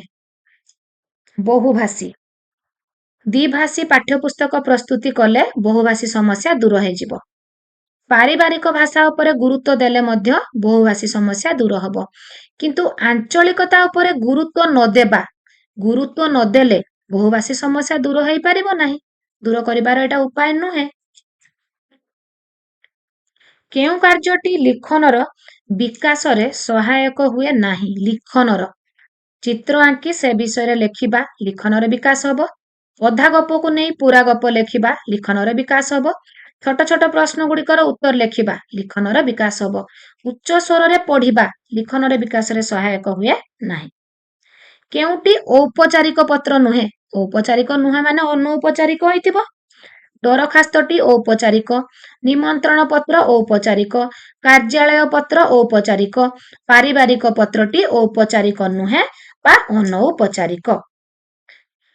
କେଉଁଟି ଦୃଶ୍ୟ ଶ୍ରାବ୍ୟ ଉପକରଣ? ଦେଖୁଥିବେ, ଶୁଣୁଥିବେ। ଗ୍ରାମଫୋନ ଓନ୍ଲି ଶୁଣିବେ। ପ୍ରାଚୀର ପତ୍ର ଏଇଟା ହଉଛି ଆପଣଙ୍କର କେବଳ ଦୃଶ୍ୟ। ଦୂରଦର୍ଶନ ଏଇଟା ହଉଛି ଆପଣଙ୍କର ଦୃଶ୍ୟ ଶ୍ରାବ୍ୟ, କିନ୍ତୁ ବେତାର କେବଳ ଶ୍ରାବ୍ୟ, କିନ୍ତୁ ଦୂରଦର୍ଶନ କାର୍ଯ୍ୟକ୍ରମ ଆପଣଙ୍କର ଦୃଶ୍ୟ ବି ଶ୍ରାବ୍ୟ ବି। ବ୍ୟାକରଣ ଶିକ୍ଷା ଶିକ୍ଷାର୍ଥୀ ପାଇଁ ଉପାଦେୟ କାହିଁକି? କାହିଁକି ଉପାଦେୟ? ଏହା ସୌନ୍ଦର୍ଯ୍ୟବୋଧର ବିକାଶ ଘଟାଇଥାଏ? ନୁହେଁ। ଏଟା ମାନବିକ ଗୁଣାବଳୀ ସହିତ ପରିଚୟ କରାଏ, ସୃଜନ ଶକ୍ତିର ବିକାଶ ସାଧନ କରେ, ମନର ଭାବନାକୁ ଶୁଦ୍ଧ ରୂପେ ପ୍ରକାଶ କରିବାରେ ସାହାଯ୍ୟ କରେ ଆପଣଙ୍କର ବ୍ୟାକରଣ ଶିକ୍ଷା। ଭାଷା ଶିକ୍ଷାର ତୃତୀୟ ଦକ୍ଷତାଟି କିଏ? ଶ୍ରବଣ, କଥନ, ପଠନ, ଲିଖନ। ତୃତୀୟ ଦକ୍ଷତା ପଠନ। ପଠନକୁ ଆମେ ମୁଖ୍ୟତଃ କେତେ ଭାଗରେ ଭାଗ କରିଛୁ? ପଠନକୁ ଦୁଇ ଭାଗରେ, ତାତ୍ତ୍ୱିକ ପଠନ, ବ୍ୟାପକ ପଠନ। ଶ୍ରେଣୀ ପ୍ରକୋଷ୍ଠରେ ଯେଉଁ ପଠନ ହୁଏ ଆପଣଙ୍କର ବିଷୟ ଭିତ୍ତିକ ଯୋଉ ପଠନ ହୁଏ, ଜ୍ଞାନ ଆପଣଙ୍କର ପିଲାର ବୋଧ ଜ୍ଞାନ ହାସଲ ପାଇଁ ତାକୁ ତାତ୍ତ୍ୱିକ ପଠନ ବା ଇଣ୍ଟେନ୍ସିଭ ରିଡିଂ କହନ୍ତି। କିନ୍ତୁ ଆନନ୍ଦ ପାଇଁ ଯେଉଁ ପଠନ ହୁଏ, କାହାଣୀ ଗପ ପିଲାମାନେ ଯୋଉ ସବୁ ପଢନ୍ତି, ତାହା ହେଉଛି ବ୍ୟାପକ ପଠନ। ତ ଆପଣଙ୍କର ବ୍ୟାପକ ପଠନ, ତାତ୍ତ୍ୱିକ ପଠନ ଦୁଇଟି ପଠନ। ଯେଉଁ ପଠନରେ ପିଲାର ବୋଧ ଜ୍ଞାନ ହାସଲ ହୁଏ ତାହା ହେଉଛି ତାତ୍ତ୍ୱିକ ପଠନ। ଶ୍ରେଣୀରେ ପରୀକ୍ଷା ଉପଯୋଗୀ ଯେଉଁ ପଠନ କରାଯାଏ ତାକୁ ତାତ୍ତ୍ୱିକ ପଠନ କହନ୍ତି। ପରୀକ୍ଷା ଉପଯୋଗୀ ପଠନ, ପିଲାର ବୋଧ ଜ୍ଞାନ ହାସଲ ହେଉଥିବ ଯେଉଁ ପଠନରେ, ଏଣ୍ଡ ଆନନ୍ଦ ଯୋଉଠି ଥିବ ସେଠି ବ୍ୟାପକ ହବ। ତାତ୍ତ୍ୱିକ ପଠନର ପ୍ରଧାନ ଲକ୍ଷ୍ୟ କଣ? ବୋଧ ଜ୍ଞାନ ହାସଲ। ଦୈନିକ ସମ୍ବାଦ ପତ୍ର ଯୋଉ ପିଲା ପଢୁଛି ସେଠି ବୋଧ ଜ୍ଞାନ କିଛି ଆବଶ୍ୟକ ନାହିଁ, ତା ନିଜ ଖୁସି ପାଇଁ ସେ ପଢୁଛି, ବ୍ୟାପକ ପଠନ। ତାତ୍ତ୍ୱିକ ପଠନ, ବ୍ୟାପକ ପଠନ ମଧ୍ୟରେ ଶିଶୁ ପାଇଁ କେଉଁଟି ଆନନ୍ଦଦାୟକ? ଆନନ୍ଦଦାୟକ ତାର କୋଉଟା? ବ୍ୟାପକ ପଠନ। ଆନନ୍ଦ ଥିବ ମାନେ ଆପଣ ବ୍ୟାପକ ଲେଖିବେ, ବୋଧ ଜ୍ଞାନ ଥିବ ମାନେ ତାତ୍ତ୍ୱିକ ଲେଖିବେ, କିଛି ଭାବିବାର ନାହିଁ। ଗଦ୍ୟ ଶିକ୍ଷାଦାନ ବେଳେ ନୀରବ ପଠନର ଭୂମିକା ଗୁରୁତ୍ୱପୂର୍ଣ୍ଣ କାହିଁକି? କାହିଁକି ଗୁରୁତ୍ୱପୂର୍ଣ୍ଣ? ଶିଶୁ ଏହି ସମୟରେ ବିଶ୍ରାମ ନିଏ, କଠିନ ଶବ୍ଦକୁ ଭାବିଥାଏ, ବିଷୟବସ୍ତୁକୁ ମନେ ରଖେ, ପ୍ରଶ୍ନର ଉତ୍ତର ଦେବା ପାଇଁ ପ୍ରସ୍ତୁତ ହୁଏ। ନୀରବ ପଠନ କରିବା ଦ୍ୱାରା ତାର ଭାବବୋଧ ହୁଏ, ତ ବୋଧ ଜ୍ଞାନ ଭିତ୍ତିକ ପ୍ରଶ୍ନ ଆପଣ ପଚାରିଲେ ସେ ଉତ୍ତର ଦେଇପାରେ। ଗଦ୍ୟ ଶିକ୍ଷାଦାନର ଉଦ୍ଦେଶ୍ୟ କେଉଁଟି ନୁହେଁ? ଗଦ୍ୟ ଶିକ୍ଷାଦାନର ଚିନ୍ତା ଶକ୍ତିର ବିକାଶ ହୁଏ, ଯୁକ୍ତି ଶକ୍ତିର ବିକାଶ ହୁଏ, କଳ୍ପନା ଶକ୍ତିର ବିକାଶ ହୁଏ, ଗଭୀର ରସାନୁଭୂତି ହୁଏ ପଦ୍ୟରେ। ପଦ୍ୟ ଶିକ୍ଷାଦାନର ଉଦ୍ଦେଶ୍ୟ ନୁହେଁ କୋଉଟା? ସୌନ୍ଦର୍ଯ୍ୟବୋଧର ବିକାଶ ହୁଏ ପଦ୍ୟରେ, ରସବୋଧର ବିକାଶ ହୁଏ, ବ୍ୟବହାରିକ ବ୍ୟାକରଣର ପ୍ରୟୋଗ, ଏଟା ପଦ୍ୟ ଶିକ୍ଷାଦାନର ଉଦ୍ଦେଶ୍ୟ ନୁହେଁ। ଶିକ୍ଷାଦାନ ସମୟରେ ପିଲାମାନଙ୍କୁ ଦଳ ଦଳ କରି ବସାଇବା ଫଳରେ କଣ ସୁବିଧା ହୁଏ? ପରସ୍ପର ଭିତରେ ସେମାନେ ଆଲୋଚନା କରି ଭାବର ଆଦାନ ପ୍ରଦାନ କରନ୍ତି। କବିତା ଶିକ୍ଷାଦାନ ବେଳେ ଛାତ୍ରଛାତ୍ରୀ ମାନଙ୍କର ରସାନୁସାରଣୀ ଆବୃତ୍ତି କେଉଁ ସୋପାନର କରାଯାଏ? ଆପଣଙ୍କର ପଦ୍ୟ ଶିକ୍ଷାଦାନ ସମୟରେ ରସାନୁସାରଣୀ ଆବୃତ୍ତି ଆପଣ କେତେବେଳେ କରନ୍ତି? ପ୍ରଥମେ ଶିକ୍ଷକଙ୍କର ଆଦର୍ଶ ଆବୃତ୍ତି ପରେ ଶିକ୍ଷାର୍ଥୀ ମାନଙ୍କର ନୀରବ ପଠନ ହୁଏ, ତାପରେ କବିତାର ଭାବ ଉନ୍ମୋଚନ ହୁଏ, ଦେନ୍ ଛାତ୍ରଛାତ୍ରୀ ମାନଙ୍କର ରସାନୁସାରଣୀ ଆବୃତ୍ତି ହୁଏ। ତ ଏଇଟା ଆପଣଙ୍କର ଉପସ୍ଥାନର ଶେଷରେ ହୁଏ। ଉପସ୍ଥାନର ଆରମ୍ଭରେ ଶିକ୍ଷକଙ୍କ ଦ୍ୱାରା ଆବୃତ୍ତି ହୁଏ, ଉପସ୍ଥାନର ଶେଷରେ ରସାନୁସାରଣୀ ଆବୃତ୍ତି ହୁଏ। ପଦ୍ୟ ଶିକ୍ଷାଦାନ ବେଳେ ଶବ୍ଦାର୍ଥ ଅନୁଶୀଳନ କଲେ ଅସୁବିଧା କଣ ହୁଏ? ନା ପିଲା ଯୋଉ ପଦ୍ୟ ଭିତରୁ ଯୋଉ ରସ ଉପଲବ୍ଧି କରେ ସେଇଟା ବାଧା ସୃଷ୍ଟି ହୁଏ। ଶବ୍ଦାର୍ଥ ଅନୁଶୀଳନ କଲେ ଭାବ ଓ ରସ ଉପଲବ୍ଧିରେ ବାଧା ସୃଷ୍ଟି ହୁଏ। ମୂଲ୍ୟାୟନରୁ ଶିକ୍ଷକ କଣ ଜାଣନ୍ତି? ମୂଲ୍ୟାୟନରୁ ଶିକ୍ଷଣ ଉପଲବ୍ଧି, ଶିକ୍ଷକଙ୍କ ଶିକ୍ଷାଦାନର ସଫଳତା, ଛାତ୍ରର ଆଗ୍ରହ। ଶିକ୍ଷଣର ଉପଲବ୍ଧି ଓ ଶିକ୍ଷକଙ୍କ ଶିକ୍ଷାଦାନର ସଫଳତା ଉଭୟ ମୂଲ୍ୟାୟନରୁ ଜଣାପଡ଼େ। ଗୋଟିଏ କବିତା ଶିକ୍ଷାଦାନ ବେଳେ ଉପକ୍ରମ ସୋପାନରେ କିପରି କାବ୍ୟିକ ପରିବେଶ ସୃଷ୍ଟି କରାଯାଇପାରେ? କେତୋଟି ପ୍ରଶ୍ନ ପଚାରି ଛବି ପ୍ରଦର୍ଶନ କରି ଗଳ୍ପ କଥନ ଅନୁରୂପ ଭାବର ଆଉ ଏକ କବିତା। ଆପଣ ଯେତେବେଳେ ଷଷ୍ଠ ଶ୍ରେଣୀର ବର୍ଷା କବିତା ପଢେଇବାକୁ ଯାଉଛନ୍ତି, ଯଦି ଆପଣ ସେଇଠି ବର୍ଷାକୁ ରିଲେଟେଡ କରି ଗୋଟେ ଅନ୍ୟ କବିତାଟି ଆପଣ ଗାଇ ଦଉଛନ୍ତି, ତାହେଲେ ସେଠି ଗୋଟେ କାବ୍ୟିକ ପରିବେଶ ଅଲରେଡି ଉପକ୍ରମ ସୋପାନରୁ ହିଁ ସୃଷ୍ଟି ହେଇଯିବ। ତ ଅନୁରୂପ ଭାବର ଆଉ ଏକ କବିତା ହଉଛି ମାଧ୍ୟମ। ଶବ୍ଦ ଜ୍ଞାନର ବୃଦ୍ଧି କେଉଁ ଶିକ୍ଷାଦାନ ଯୋଗୁଁ ସମ୍ଭବ? ଶବ୍ଦ ଜ୍ଞାନର ବୃଦ୍ଧି, ଗଦ୍ୟ ଶିକ୍ଷାଦାନରେ ପିଲାର ଶବ୍ଦ ଜ୍ଞାନର ବୃଦ୍ଧି ହୁଏ। ଗଦ୍ୟ ଶିକ୍ଷାଦାନ ସମୟରେ ନୂତନ କଠିନ ଶବ୍ଦର ବାକ୍ୟ ଗଠନ ଦିଆଯାଏ କାହିଁକି?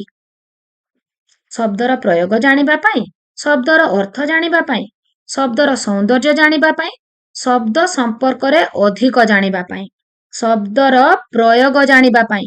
ଯେତେବେଳେ ପିଲାଟି ବାକ୍ୟ ଗଠନ କରୁଛି, ତ ସେତେବେଳେ ସେ ଶବ୍ଦର ପ୍ରୟୋଗକୁ ଜାଣୁଛି। ଲେଖିବା କାର୍ଯ୍ୟଟି ଶିଶୁକୁ କଷ୍ଟକର ବୋଧ ହୁଏ କାହିଁକି? ଯେହେତୁ ତାର କୋମଳ ମାଂସପେଶୀ, ସ୍ନାୟୁ ଓ ଆଙ୍ଗୁଳି ନିୟନ୍ତ୍ରିତ ହୋଇନଥାଏ। ରଚନାର ମୋଟାମୋଟି ଅର୍ଥ କଣ? ମନେ ରଖିବେ ଫ୍ରେଣ୍ଡସ୍, ରଚନାର ଅର୍ଥ ସୃଷ୍ଟି। ରଚନାର ଅର୍ଥ ସୃଷ୍ଟି। ବହୁତ ଇମ୍ପୋର୍ଟାଣ୍ଟ ଅଛି କ୍ୱେଶ୍ଚନଟି। ଶିକ୍ଷକ ରଚନା ଲେଖାଇବା ବେଳେ କାହା ଉପରେ ଗୁରୁତ୍ୱ ଦେବେ ନାହିଁ? ପିଲାଙ୍କୁ କୌଣସି ପ୍ରସଙ୍ଗରେ ପଚାରିବା, ଗଳ୍ପ ସମ୍ବନ୍ଧୀୟ ଚିତ୍ର ପ୍ରଦର୍ଶନ କରିବେ, ଘରେ ରଚନା ଲେଖି ଆଣିବା, ପିଲାମାନଙ୍କୁ ସହାୟକ ପୁସ୍ତକ ଯୋଗାଇବା। ଘରେ ରଚନା ଲେଖି ଆଣିବାଟାକୁ ଶିକ୍ଷକ ଗୁରୁତ୍ୱ ଦେବେ ନାହିଁ। ନିମ୍ନ ଶ୍ରେଣୀରେ କେଉଁ ରଚନାଟି ଲେଖିବା ଉଚିତ? ବୈଜ୍ଞାନିକ ଉଦ୍ଭାବନ, ଆବିଷ୍କାର ସମ୍ବନ୍ଧୀୟ, ଚନ୍ଦ୍ର ଅଭିଯାନ, ଦୁର୍ଗାପୂଜା। ଦୁର୍ଗାପୂଜା ରଚନା। ଅନୁଚ୍ଛେଦ ଲିଖନ ରଚନା ଠାରୁ କେଉଁ ଗୁଣରେ ଭିନ୍ନ? ଅନୁଚ୍ଛେଦ କୌଣସି ପ୍ରସଙ୍ଗରୁ ଗୋଟିଏ ସୂଚନାକୁ ଆଧାର କରି ଲେଖାଯାଏ। ଗୋଟିଏ ସୂଚନାକୁ। ଅନୁଚ୍ଛେଦ ଲିଖନ ଦୁଇ ପ୍ରକାରର।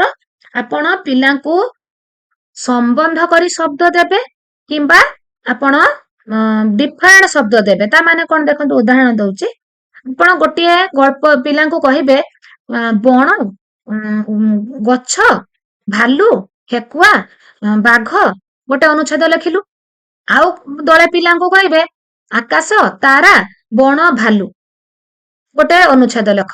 ତ ସେଠି ମୁଁ କହିଥିଲି ବଣ, ଗଛ, ଭାଲୁ, ଠେକୁଆ। ତ ଏଠି ଶବ୍ଦ ଗୁଡିକ ସମ୍ପର୍କିତ, କିନ୍ତୁ ଆକାଶ, ତାରା, ବଣ, ଭାଲୁ ଏଠି ଶବ୍ଦ ଗୁଡିକ ଅସମ୍ପର୍କିତ। ତ ଅନୁଚ୍ଛେଦ ଦୁଇ ପ୍ରକାର ଲେଖାଯାଏ, ସମ୍ପର୍କିତ ଶବ୍ଦକୁ ନେଇ, ଅସମ୍ପର୍କିତ ଶବ୍ଦକୁ ନେଇ। ତ ଅନୁଚ୍ଛେଦ ଲିଖନ ରଚନା ଲିଖନ ଠାରୁ କିପରି ଭିନ୍ନ ହେଲା ଆପଣଙ୍କର? ନା ଆପଣଙ୍କର ଅନୁଚ୍ଛେଦ କୌଣସି ପ୍ରସଙ୍ଗରୁ ଗୋଟିଏ ସୂଚନାକୁ ଆଧାର କରି ଲେଖାଯାଏ। ଅନୁଚ୍ଛେଦ ଲେଖା ଶିଖାଇବା ପୂର୍ବରୁ ଶିକ୍ଷକ ପ୍ରଥମେ କଣ କରିବେ? ଅନୁଚ୍ଛେଦ ସମ୍ପର୍କରେ ବୁଝାଇବେ, ଅନୁଚ୍ଛେଦ ଲିଖନର ଉପକାରିତା ବୁଝାଇବେ, ସଂଗ୍ରହ କରି ଶ୍ରେଣୀ ଉପଯୋଗୀ କେତୋଟି ଅନୁଚ୍ଛେଦ ପଢି ଶୁଣେଇବେ। ପଢି ଶୁଣେଇଲେ ପିଲାଙ୍କର ଅନୁଚ୍ଛେଦ ଲିଖନ ଉପରେ ଗୋଟେ ନଲେଜ ଆସିଯିବ। ପ୍ରବନ୍ଧର ଆକ୍ଷରିକ ଅର୍ଥ କଣ? ରଚନା, ଲେଖା, ଉତ୍କୃଷ୍ଟ ବନ୍ଧନଯୁକ୍ତ ରଚନା, କଳାତ୍ମକ ସୃଷ୍ଟି। ପ୍ରବନ୍ଧର ଆକ୍ଷରିକ ଅର୍ଥ ଉତ୍କୃଷ୍ଟ ବନ୍ଧନଯୁକ୍ତ ରଚନା। ପ୍ରାଚୀନ ସାହିତ୍ୟରେ ପ୍ରବନ୍ଧ କହିଲେ କଣ ବୁଝାଉଥିଲା? କଣ ବୁଝାଉଥିଲା? ପ୍ରାଚୀନ ସାହିତ୍ୟରେ ପ୍ରବନ୍ଧ କହିଲେ ଗଦ୍ୟ ଓ ପଦ୍ୟ ଉଭୟ। ଭାଷା ପ୍ରବନ୍ଧେ ଜଗନ୍ନାଥ, ଏ ଉକ୍ତିଟି କେଉଁଥିରୁ ଆସିଛି? ଭାଗବତରୁ। ମନେ ରଖିବେ ଫ୍ରେଣ୍ଡ, ସବୁ ଗୁଡିକ ବଛା ବଛା ସିଲେକ୍ଟିଭ କ୍ୱେଶ୍ଚନ। କେଉଁଟି ପ୍ରବନ୍ଧ ଲିଖନର ଉଦ୍ଦେଶ୍ୟ ନୁହେଁ? ସୃଜନୀ ଶକ୍ତିର ବିକାଶ, ଯୁକ୍ତି ଶକ୍ତିର ବିକାଶ, କଳ୍ପନା ଶକ୍ତିର ବିକାଶ, ଶବ୍ଦାନୁଶୀଳନ ଶକ୍ତିର ବିକାଶ। ପ୍ରବନ୍ଧ ଲିଖନର ଉଦ୍ଦେଶ୍ୟ ସୃଜନୀ ଶକ୍ତି, ଯୁକ୍ତି ଶକ୍ତି, କଳ୍ପନା ଶକ୍ତି, ତିନୋଟି ଠିକ ଅଛି, କିନ୍ତୁ ଶବ୍ଦାନୁଶୀଳନ ଶକ୍ତିର ବିକାଶ ଏଟା ତାର ଉଦ୍ଦେଶ୍ୟ ନୁହେଁ। ଗୋଟିଏ ମୌଳିକ ପ୍ରବନ୍ଧର କେଉଁ ଗୁଣଟି ନଥାଏ? କେଉଁ ଗୁଣଟି ନଥାଏ? ଅନୁଚ୍ଛେଦୀକରଣ, ବର୍ଣ୍ଣନାର କ୍ରମିକତା, ସୁନ୍ଦର ଭାଷା, ପୁସ୍ତକରୁ ଅନୁଲେଖନ, ଏଟା ନଥାଏ। ଭାଷା ଶବ୍ଦଟି କେଉଁ ଧାତୁରୁ ନିଷ୍ପନ୍ନ ହୋଇଛି? କେଉଁ ଧାତୁରୁ ନିଷ୍ପନ୍ନ? ଆପଣଙ୍କର ଭାସ୍ ଧାତୁ। କଥା ଶବ୍ଦଟି କେଉଁ ଧାତୁରୁ ନିଷ୍ପନ୍ନ? କଥ୍। କଥା ଭାଷା କି ପ୍ରକାର ଯୁଗ୍ମ ଶବ୍ଦ? ଏକାର୍ଥବୋଧକ। ଏକାର୍ଥବୋଧକ। ତାଙ୍କର ଆଜି ଭାଷା ଆସିଛି। ଭାଷା କେଉଁ ଅର୍ଥକୁ ପ୍ରକାଶ କରେ? ଏଠି ଯୋଉ ତାଙ୍କର ଆଜି ଭାଷା ଆସିଛି ମାନେ ଚିଠି ଆସିଛି। ଏଠି ଭାଷାର ଅର୍ଥ ହେଲା ଚିଠି। କଥିତ ଭାଷା କ'ଣ? ଯେଉଁ ଭାଷାରେ ସାଧାରଣ ଲୋକେ କଥାବାର୍ତ୍ତା କରନ୍ତି ତାହା ହେଉଛି କଥିତ ଭାଷା। ଲିଖିତ ଭାଷା ଓ କଥିତ ଭାଷା ମଧ୍ୟରେ ପ୍ରଭେଦ କ'ଣ? ଲିଖିତ ଭାଷା ମାର୍ଜିତ ଓ କଥିତ ଭାଷା ଅମାର୍ଜିତ। ଲିଖିତ ଭାଷାଟି ମାର୍ଜିତ। ଭାଷାର ସୃଷ୍ଟି କେଉଁଠାରେ? ଭାଷାର ସୃଷ୍ଟି ଆପଣଙ୍କର ମନ ମଧ୍ୟରେ। ଭାଷା କାହାକୁ କହନ୍ତି? ମନର ଭାବକୁ ଯେଉଁ ମୁଖ ନିଃସୃତ ବାଣୀ ଦ୍ୱାରା ଆପଣ ପ୍ରକାଶ କରନ୍ତି ତାହାକୁ ଭାଷା ବୋଲି କୁହାଯାଏ। ତ ଭାଷାର ସୃଷ୍ଟି ମନ ମଧ୍ୟରେ। କେଉଁ ଭାଷାର ସ୍ଥାୟିତ୍ୱ ବେଶୀ? ଆପଣ ମୌଖିକ ଭାଷା, କଥିତ ଭାଷା ଆପଣ କହିଲେ ଭୁଲି ଯାଆନ୍ତି। ଯାହାକୁ କହିଲେ ସିଏ ମଧ୍ୟ ଭୁଲିଯିବେ। କିନ୍ତୁ ତାକୁ ଯଦି ଆପଣ ଲିପି ମାଧ୍ୟମରେ ଲେଖିଦେବେ ତାହା ସ୍ଥାୟୀ ହେଇଯାଏ। ତ ଲିଖିତ ଭାଷାର ସ୍ଥାୟିତ୍ୱ ବେଶୀ। ଲିଖିତ ଭାଷାରେ କେଉଁଟି ଦେଖିବାକୁ ମିଳେ ନାହିଁ? ଧ୍ୱନି ରୁହେ, ଲିପି ରୁହେ, ଅନୁଚ୍ଛେଦୀକରଣ, ବିରାମ ଚିହ୍ନ। ଲିଖିତ ଭାଷାରେ ଧ୍ୱନି ରୁହେ ନାହିଁ। ଧ୍ୱନି କ'ଣ? ମୁଁ ଯୋଉ କହିଲି ଓ, ମୁଁ ଯୋଉ କହିଲି ଚ, ଏଇଟା ହଉଛି ଗୋଟେ ଗୋଟେ ଧ୍ୱନି। କିନ୍ତୁ ଯେତେବେଳେ ମୁଁ ଏଠି ଲେଖିଦେଲି ଓ, ମୁଁ ଏଠି ଲେଖିଲି କହିଲି ଓ, ସେଟା ହେଲା ଆପଣଙ୍କର କ'ଣ? ଧ୍ୱନି। କିନ୍ତୁ ମୁଁ ଏଠି ଯେ ଲେଖିଦେଲି ଓ, ଏଠି ଯୋଉ ଲେଖିଦେଲି ଆପଣଙ୍କର ଚ, ତ ଏଇ ଦୁଇଟି ହେଇଗଲା କ'ଣ? ଓ ଆଉ ଚ ହେଇଗଲା ବର୍ଣ୍ଣ।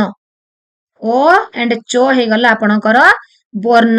ବର୍ଣ୍ଣ ବା ଲିପି। ତ ଲିପି ମାଧ୍ୟମରେ ଆମେ କଥିତ ଭାଷାକୁ ଲିଖନରେ ସ୍ଥାୟିତ୍ୱ ରୂପ ଦେଇଥାଉ। ଆପଣଙ୍କର ଲିଖିତ ଭାଷାରେ ଧ୍ୱନିକୁ ଦେଖିବାକୁ ମିଳେ ନାହିଁ।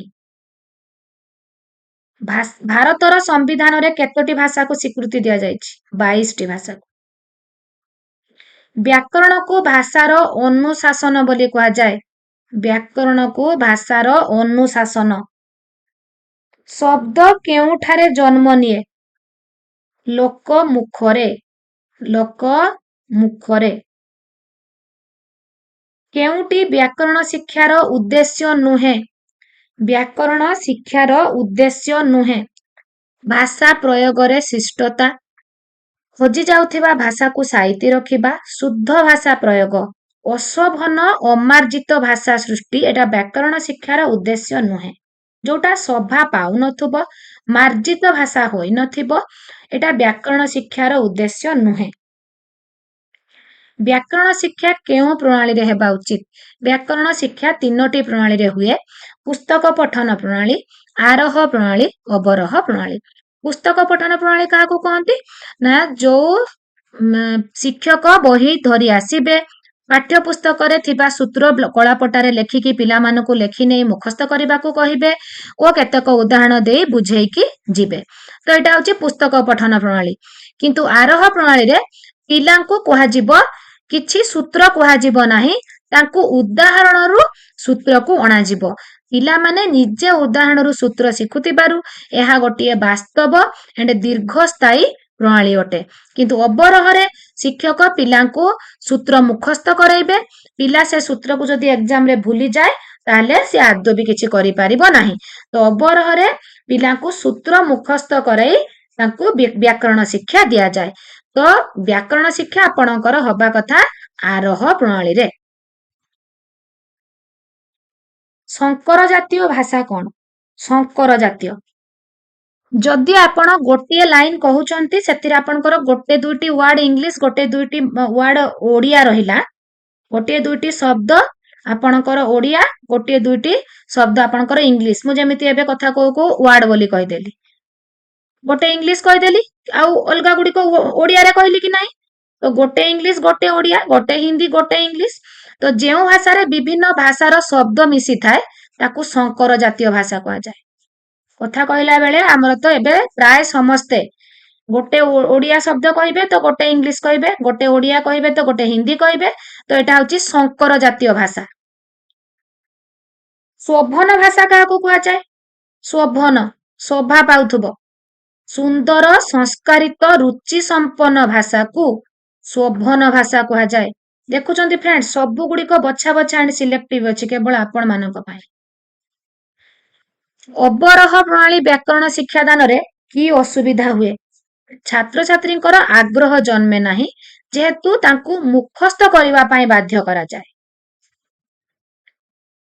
मूल्यांकन सोपान को कौन कहा जाए उपक्रम उपस्थापन और प्रयोग तीनोटी सोपान दे आपण जानती प्रयोग सोपान रे आपणकर मूल्यांकन हुए तो मूल्यांकन सोपान को आपणको प्रयोग बोली कहा जाए व्याकरण शिक्षादान न कले भाषार की असुविधा हुए व्याकरण शिक्षादान न कले भाषा श्रृंखला विहीन हेबो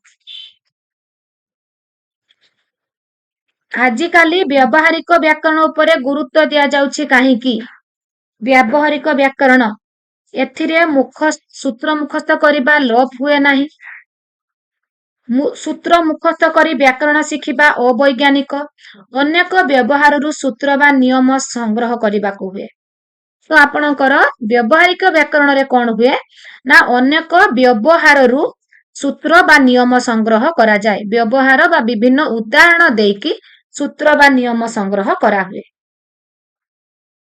ओडिसा रे केते प्रकार आदिवासी जाति थिबा जणा जाए 62 प्रकार रो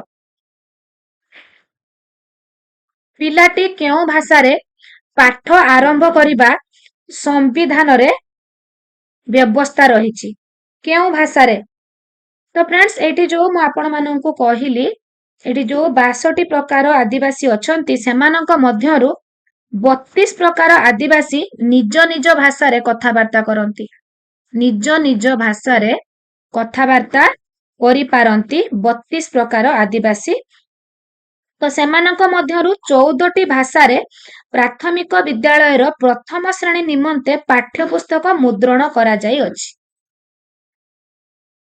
तो केउ भाषा रे पाठ आरंभ करिबा पई संविधान रो व्यवस्था अछि इंग्रजी ओडिया राज्यर भाषा घर भाषा तो आपणकर घरर भाषा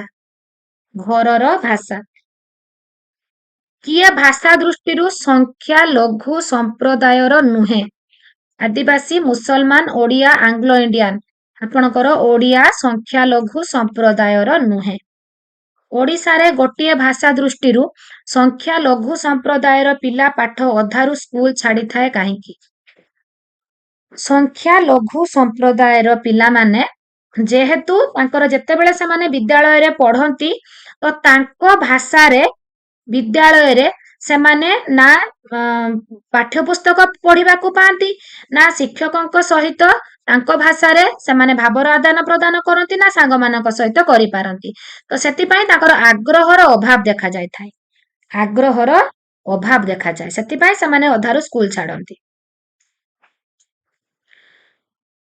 गोटिए भाषा दृष्टि संख्या लघु संप्रदायर पिलार भाषा क्षेत्र रे की असुविधा हुए से कहि पारे लेखि पारे कहि पारेनी से लेखि पारे बुझी पारेनी से भल भाबरे कहि पारे नाही लेखि पारे नाही पढ़ी पारे नाही कि बुझी पारे नाही जेहेतु ता भाषा रे किछि करिबार सुजोग न थाए से संख्या लघु संप्रदायर जाउथिबारु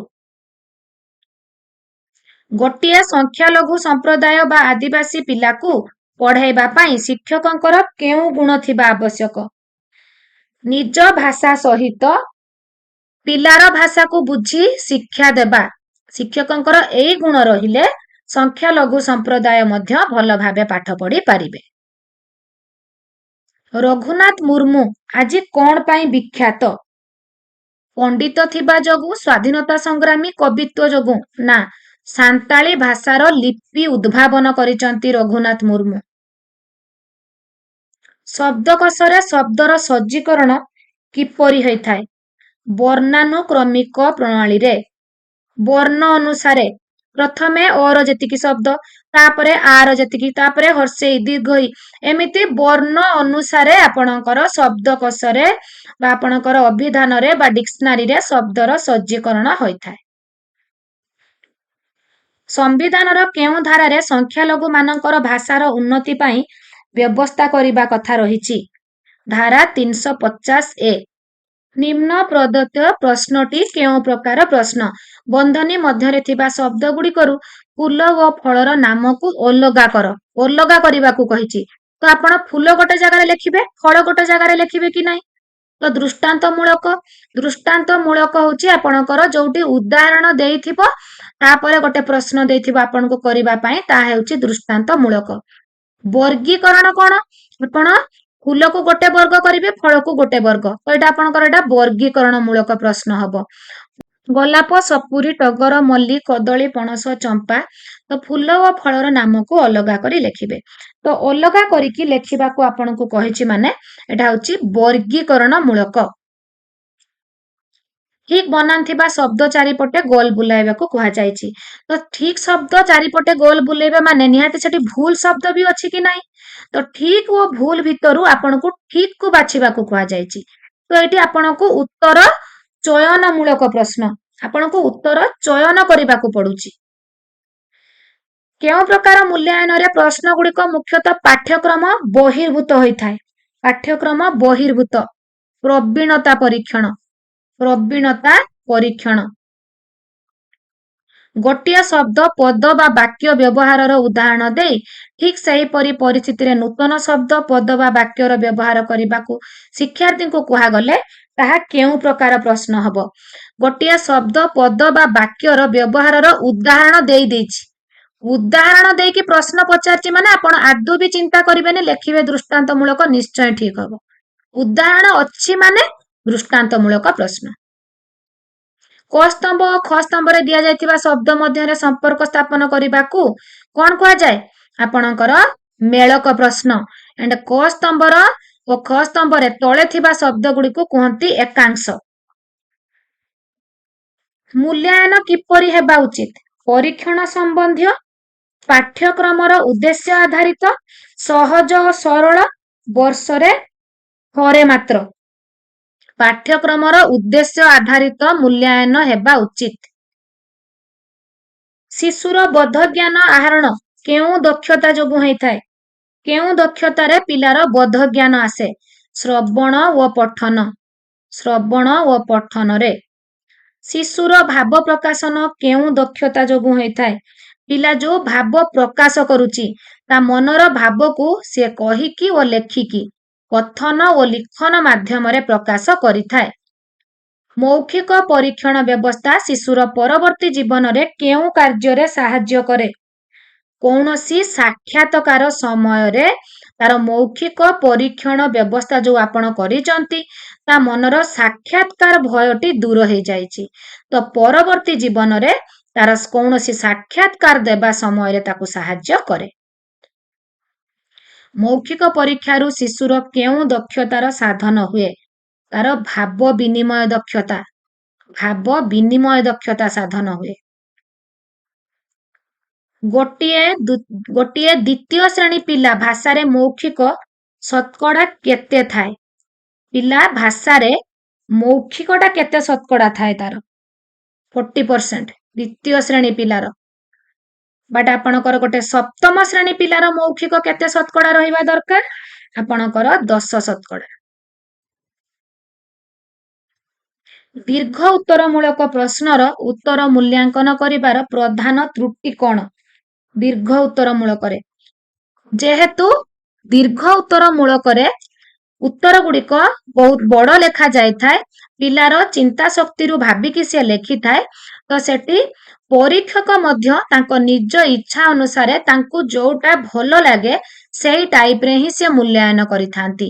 ତ ସେଥିପାଇଁ ଦୀର୍ଘ ଉତ୍ତରମୂଳକ ପ୍ରଶ୍ନକୁ ଯଦି बहुत जन परीक्षक देखती ताहले मार्क टी डिफरेंस आसी थाए जो परीक्षक को जेमिति मन को छुए से सही टाइप रे ही मार्क दियंती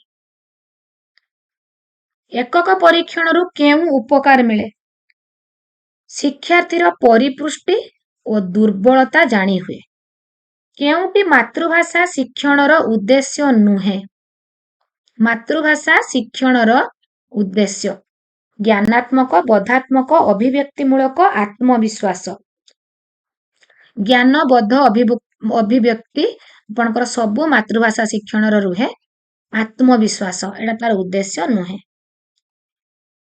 भाषा शिक्षणर परीक्षा पाई केउ प्रकार प्रश्न उपयोगी नुहे आपणकर केउ प्रकार प्रश्न दीर्घ उत्तरमूलक जहा जान लेख निर्देशात्मक संक्षिप्त वस्तुनिष्ठ आपणकर दीर्घ उत्तरमूलक संक्षिप्त वस्तुनिष्ठ सबु रहिबो जहा जान लेख एटा आपणकर गोटे प्रश्न उपयोगी नुहे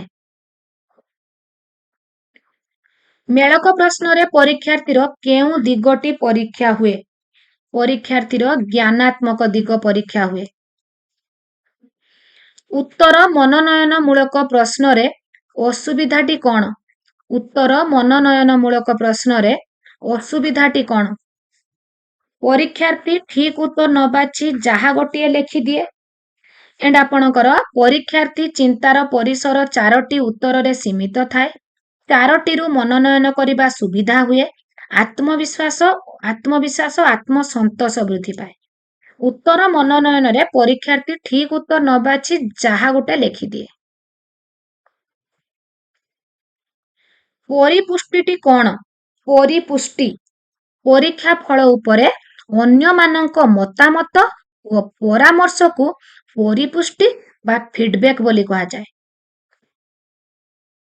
केउटी मूल्यांकनर उद्देश्य अटे पिला केते जानिला तार एक धारावाहिक तथ्य संग्रह करी ताकू विश्लेषण करिबा मूल्यांकन पिला केते जानिला तार धारावाहिक तथ्य संग्रह आपण करिवे खाली वर्ष शेषर करिदेले हबनी धारावाहिक भाबरे आपण तथ्य संग्रह करूथिबे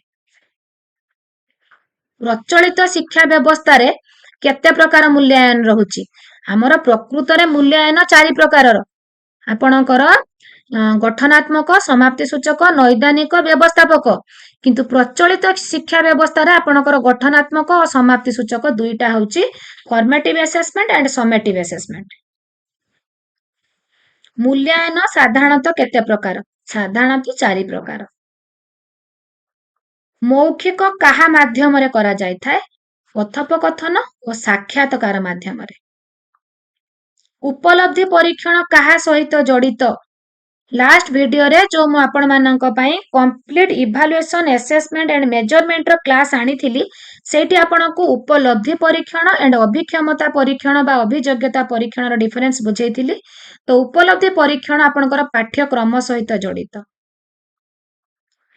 पोर्टफोलियो मूल्यांकन कहा को कहा जाए पोर्टफोलियो पिला संग्रह करिथिबा सामग्री गुडी को श्रृंखलित भाव रे प्रदर्शन करिवो पिला को गोटे प्रसंग आधारित किछि समाने गल्प हला कि कविता हला कि किछि चित्र हला समान को संग्रह करी आनिबा को कहा जिवो कांथरे गोटे बोर्ड रे समान को अठा देकी कि पिन देकी लगेबा को कहा जिवो पिला माने शिक्षक अभिभावकक उपस्थिति रे स्वशिक्षण सहपाठी स्वमूल्यांकन सहपाठी मूल्यांकन और शिक्षकक द्वारा मूल्यांकन 3 प्रकार मूल्यांकन पोर्टफोलियो रे हुए एकक परीक्षण कहा को कहा जाए एकक परीक्षण शिक्षा वर्ष को केतोटी एकक रे विभक्त करी जो परीक्षा करा जाए यूनिट टेस्ट आपणकर शिक्षा वर्ष को 3टी एकक रे विभक्त करी यूनिट टेस्ट करा जाए सामग्रिक मूल्यांकन कहा को कहा जाए सामग्रिक प्रति एकक शेष रे आपणकर प्रति एकक शेष रे कोन हुए फॉर्मेटिव असेसमेंट प्रति प्रसंग रे शेष रे किंतु वर्ष शेष रे हुए आपणकर सामग्रिक मूल्यांकन वर्ष शेष रे केउटी दीर्घ उत्तरमूलक प्रश्नर उदाहरण दीर्घ उत्तरमूलक प्रश्न डड पक्षी देखिबाकू किपरि କଳାମାଣିକର କବିତାର ସାରମର୍ମ ଚୁନି ଚୁନି ପରି ଆଉ କେତୋଟି ଶବ୍ଦ ସୁନା ଫୁଲ ଏଠାରେ କାହାକୁ କୁହାଯାଇଛି? ତ ଆପଣଙ୍କର କଳାମାଣିକରେ କବିତାର ସାରମର୍ମ ଏଇଟା ହଉଛି ଗୋଟେ ଦୀର୍ଘ ଉତ୍ତରମୂଳକ। କେଉଁଟି ବୋଧାତ୍ମକ ପ୍ରଶ୍ନ? ବହୁତ ଜଣଙ୍କର କନଫ୍ୟୁଜ ରହୁଥିଲା ଜ୍ଞାନାତ୍ମକ ଓ ବୋଧାତ୍ମକ ପ୍ରଶ୍ନ ଭିତରେ, ମୁଁ ଏଠି କହି ରଖେ ଆପଣଙ୍କର କିଏ, କେଉଁଠି, କେତେବେଳେ ଏଇ ଟାଇପରେ ପ୍ରଶ୍ନ ହଉଛି ଜ୍ଞାନାତ୍ମକ। ତ ଫ୍ରେଣ୍ଡସ୍ କାହିଁକି, କିପରି, କାରଣ ଦର୍ଶାଅ, ପାର୍ଥକ୍ୟ ଦର୍ଶାଅ, ଏଗୁଡିକ ସବୁ ହଉଛି ବୋଧାତ୍ମକ ପ୍ରଶ୍ନ। ତ ଆପଣଙ୍କର କୋଣାର୍କ ମନ୍ଦିର ଓ ଧରମା କାହିଁକି ବିଖ୍ୟାତ? ତ କାହିଁକି ଅଛି ମାନେ ଆପଣ ଆଦୌ ବି ଭାବିବେ ନାହିଁ କିଛି, ଏଇଟା ହଉଛି ବୋଧାତ୍ମକ ପ୍ରଶ୍ନ। ଅଭିବ୍ୟକ୍ତିମୂଳକ ପ୍ରଶ୍ନ ଭାଷାରେ କାହିଁକି ପଚରା ଯାଇଥାଏ? ଭାଷାରେ ରୂଢି, ଶବ୍ଦ, ବଚନିକା ଇତ୍ୟାଦି ନିଜ ଭାଷାରେ ବ୍ୟବହାର କରିପାରୁଛି କି ନାହିଁ ଜାଣିବା ପାଇଁ ଅଭିବ୍ୟକ୍ତିମୂଳକ ପ୍ରଶ୍ନ ପଚରାଯାଏ। ପ୍ରଶ୍ନ କେତେ ପ୍ରକାରର? ଦୁଇ ପ୍ରକାରର, ରଚନାତ୍ମକ ପ୍ରଶ୍ନ ଏଣ୍ଡ ଆପଣଙ୍କର ବସ୍ତୁନିଷ୍ଠ ପ୍ରଶ୍ନ। କାଲି ଆପଣଙ୍କର ଯୋଉ ଇଭାଲୁଏସନ କ୍ଲାସ କରିଥିଲି ଭଲସେ ଚିତ୍ର କାଟିକି ଆପଣଙ୍କୁ ବୁଝେଇଥିଲି, ଯୋଉମାନେ ଦେଖି ନାହାନ୍ତି ଚାହିଁଲେ ମୋର ଲାଷ୍ଟ ଭିଡିଓ ଆପଣ ମାନେ ଦେଖିପାରିବେ, ଯୋଉଟା ସିଡିପି ର ମୁଁ କମ୍ପ୍ଲିଟ ଆସେସମେଣ୍ଟ ଇଭାଲୁଏସନ ମେଜରମେଣ୍ଟ ର କ୍ଲାସ ମୁଁ ହଉଛି ଆପଣଙ୍କର ଆଜି ହିଁ ମର୍ଣ୍ଣିଂ ରେ ଅପଲୋଡ କରିଥିଲି। ତ ମୁଁ ଆପଣଙ୍କର ରଚନାତ୍ମକ ପ୍ରଶ୍ନରେ ଯାଉଛି ଦୀର୍ଘ ଉତ୍ତରମୂଳକ, ସୀମିତ ଉତ୍ତରମୂଳକ ଏଣ୍ଡ ବସ୍ତୁନିଷ୍ଠରେ ଯାଉଛି ଆପଣଙ୍କର ନିର୍ଦ୍ଦିଷ୍ଟ ଉତ୍ତରମୂଳକ, ମେଳକ, ଶୂନ୍ୟସ୍ଥାନ ପୂରଣ, ବହୁ ବିକଳ୍ପ, ଦି ବିକଳ୍ପ ସବୁ ରହୁଛି ବସ୍ତୁନିଷ୍ଠ 5 ପ୍ରକାରର। ତ ଆପଣଙ୍କର ତାହେଲେ ପ୍ରଶ୍ନ କେତେ ପ୍ରକାରର ହେଲା? 2 ପ୍ରକାରର, ରଚନାତ୍ମକ, ବସ୍ତୁନିଷ୍ଠ। ଦୀର୍ଘ ଉତ୍ତରମୂଳକ ପ୍ରଶ୍ନ ପିଲାକୁ କେଉଁ ସୁଯୋଗ ଦେଇଥାଏ? ଦୀର୍ଘ ଉତ୍ତରମୂଳକ ପ୍ରଶ୍ନ ପିଲାକୁ ଭାଷା ପ୍ରୟୋଗରେ ଯଥେଷ୍ଟ ସ୍ୱାଧୀନତା ଦେବାର ସୁଯୋଗ। ବସ୍ତୁନିଷ୍ଠ ପ୍ରଶ୍ନ କାହାକୁ କୁହାଯାଏ? ଯାହାର ଉତ୍ତର ନିର୍ଦ୍ଦିଷ୍ଟ ଓ ଅନନ୍ୟ, ତାକୁ ବସ୍ତୁନିଷ୍ଠ ପ୍ରଶ୍ନ କୁହାଯାଏ। ଶୂନ୍ୟ ସ୍ଥାନ ପୂରଣ କର, ଏହା ଏକ କି ପ୍ରକାର ପ୍ରଶ୍ନ? ଶୂନ୍ୟ ସ୍ଥାନ ପୂରଣ ଏକ ବସ୍ତୁନିଷ୍ଠ ଉତ୍ତରମୂଳକ ପ୍ରଶ୍ନ। ଯେପରି ସଂସାରରୁ ସାଂସାରିକ ସେପରି ବିଦେଶରୁ କଣ ହବ କହିକି ଗଲି ଟିକେ ଆଗରୁ, ଉଦାହରଣ ଦେଇଥିବ ମାନେ ସାଙ୍ଗେ ସାଙ୍ଗେ ଲେଖିବେ ଦୃଷ୍ଟାନ୍ତମୂଳକ। ମୂଲ୍ୟାୟନ ଫଳାଫଳକୁ ପଞ୍ଜୀକରଣ କାହିଁକି କରାଯିବ? ପଞ୍ଜୀକରଣ ପିଲାର ଅଗ୍ରଗତିର ଧାରାକୁ ଜାଣିବା ସହିତ ତାର ପ୍ରତିକାରାତ୍ମକ ବ୍ୟବସ୍ଥା କରିବା ପାଇଁ ତାକୁ ପଞ୍ଜୀକରଣ କରାଯାଏ। ମୁକ୍ତ ଉତ୍ତରମୂଳକ ପ୍ରଶ୍ନ କହିଲେ ଆପଣ କଣ ବୁଝନ୍ତି? ପ୍ରଶ୍ନ ଗୁଡିକର ଉତ୍ତର ଅନେକ ଆସୁଥିବ। ପ୍ରଶ୍ନ ଗୁଡିକର ଉତ୍ତର, ମୁକ୍ତ ଉତ୍ତରମୂଳକ ମାନେ ପ୍ରଶ୍ନ ଗୁଡିକର ଉତ୍ତର ଅନେକ ଆସୁଥିବ। କେଉଁଟି ମୁକ୍ତ ଉତ୍ତରମୂଳକ ପ୍ରଶ୍ନ? ମୁକ୍ତ ଉତ୍ତରମୂଳକ। କାଉ ଦେଖିବାକୁ କିପରି? କାଉକୁ ଆଉ କେଉଁ ନାମରେ ଡକାଯାଇଥାଏ? ତୁମେ ଯଦି ଚଢେଇ ହୋଇଥାନ୍ତ କଣ କରିଥାନ୍ତ? ତୁମେ ଯଦି ଚଢେଇ ହୋଇଥାନ୍ତ କଣ କରିଥାନ୍ତ? ଏଟା ମୁକ୍ତ ଉତ୍ତରମୂଳକ ପ୍ରଶ୍ନ। ଶ୍ରୁତ ଲିଖନ ଶିଶୁମାନଙ୍କୁ କିପରି ସାହାଯ୍ୟ କରିଥାଏ? ଶ୍ରୁତ ଲିଖନ ନିର୍ଭୁଲ ବନାନ ଓ ଶୁଦ୍ଧ ଲିଖନ ଲେଖିବାରେ।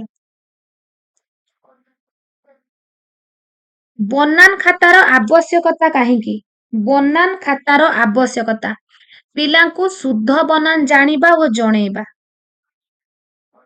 ଏହି ଚିହ୍ନକୁ କଣ କୁହାଯାଏ? ସେମିକୋଲନ। ଏହି ଚିହ୍ନକୁ ସେମିକୋଲନ ଚିହ୍ନ ବୋଲି କୁହାଯାଏ। କମା ଚିହ୍ନ କାହିଁକି ବ୍ୟବହାର କରାଯାଏ? ବାକ୍ୟ ମଧ୍ୟରେ ସବୁଠାରୁ କମ ବିରାମ ବା ଅଳ୍ପ ବିରାମର ଆବଶ୍ୟକ ହେଲେ କମା ଚିହ୍ନ ବ୍ୟବହାର କରାଯାଏ।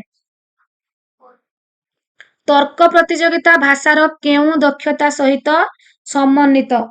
ତର୍କ ପ୍ରତିଯୋଗିତାଟି କଥନ ସହିତ। କଥନ। ଆସ ଚିତ୍ର କରିବା, ଏହି କାର୍ଯ୍ୟଟି ଭାଷାର କେଉଁ ଦକ୍ଷତାକୁ ବଢେଇଥାଏ? କେଉଁ ଦକ୍ଷତା? ଏମିତି କରୁଛନ୍ତି ଲାଇନ କି ସଜଉଛନ୍ତି ମାନେ ପ୍ରାକ୍ ଲିଖନ। ପ୍ରାକ୍ ଲିଖନ। ତ ଫ୍ରେଣ୍ଡସ୍ ଏଠି ଆମେ କମ୍ପ୍ଲିଟ ଓଡ଼ିଆ ପେଡାଗୋଜିର ସବୁ ୟୁନିଟର କମ୍ପ୍ଲିଟ ସିଲେକ୍ଟିଭ କ୍ୱେଶ୍ଚନ ଡିସ୍କସନ କରିଦେଲେ, ଯାହା ଆପଣଙ୍କର ଏକ୍ସାମ ଓରିଏଣ୍ଟେଡ ରହିଛି। ଏମିତି ଇମ୍ପୋର୍ଟାଣ୍ଟ କ୍ଲାସ ଦେଖିବା ପାଇଁ ମୋ ଚ୍ୟାନେଲ ସହିତ ଯୋଡି ହେଇ ରୁହନ୍ତୁ। ଆଜି ପାଇଁ ଏତିକି। Take care.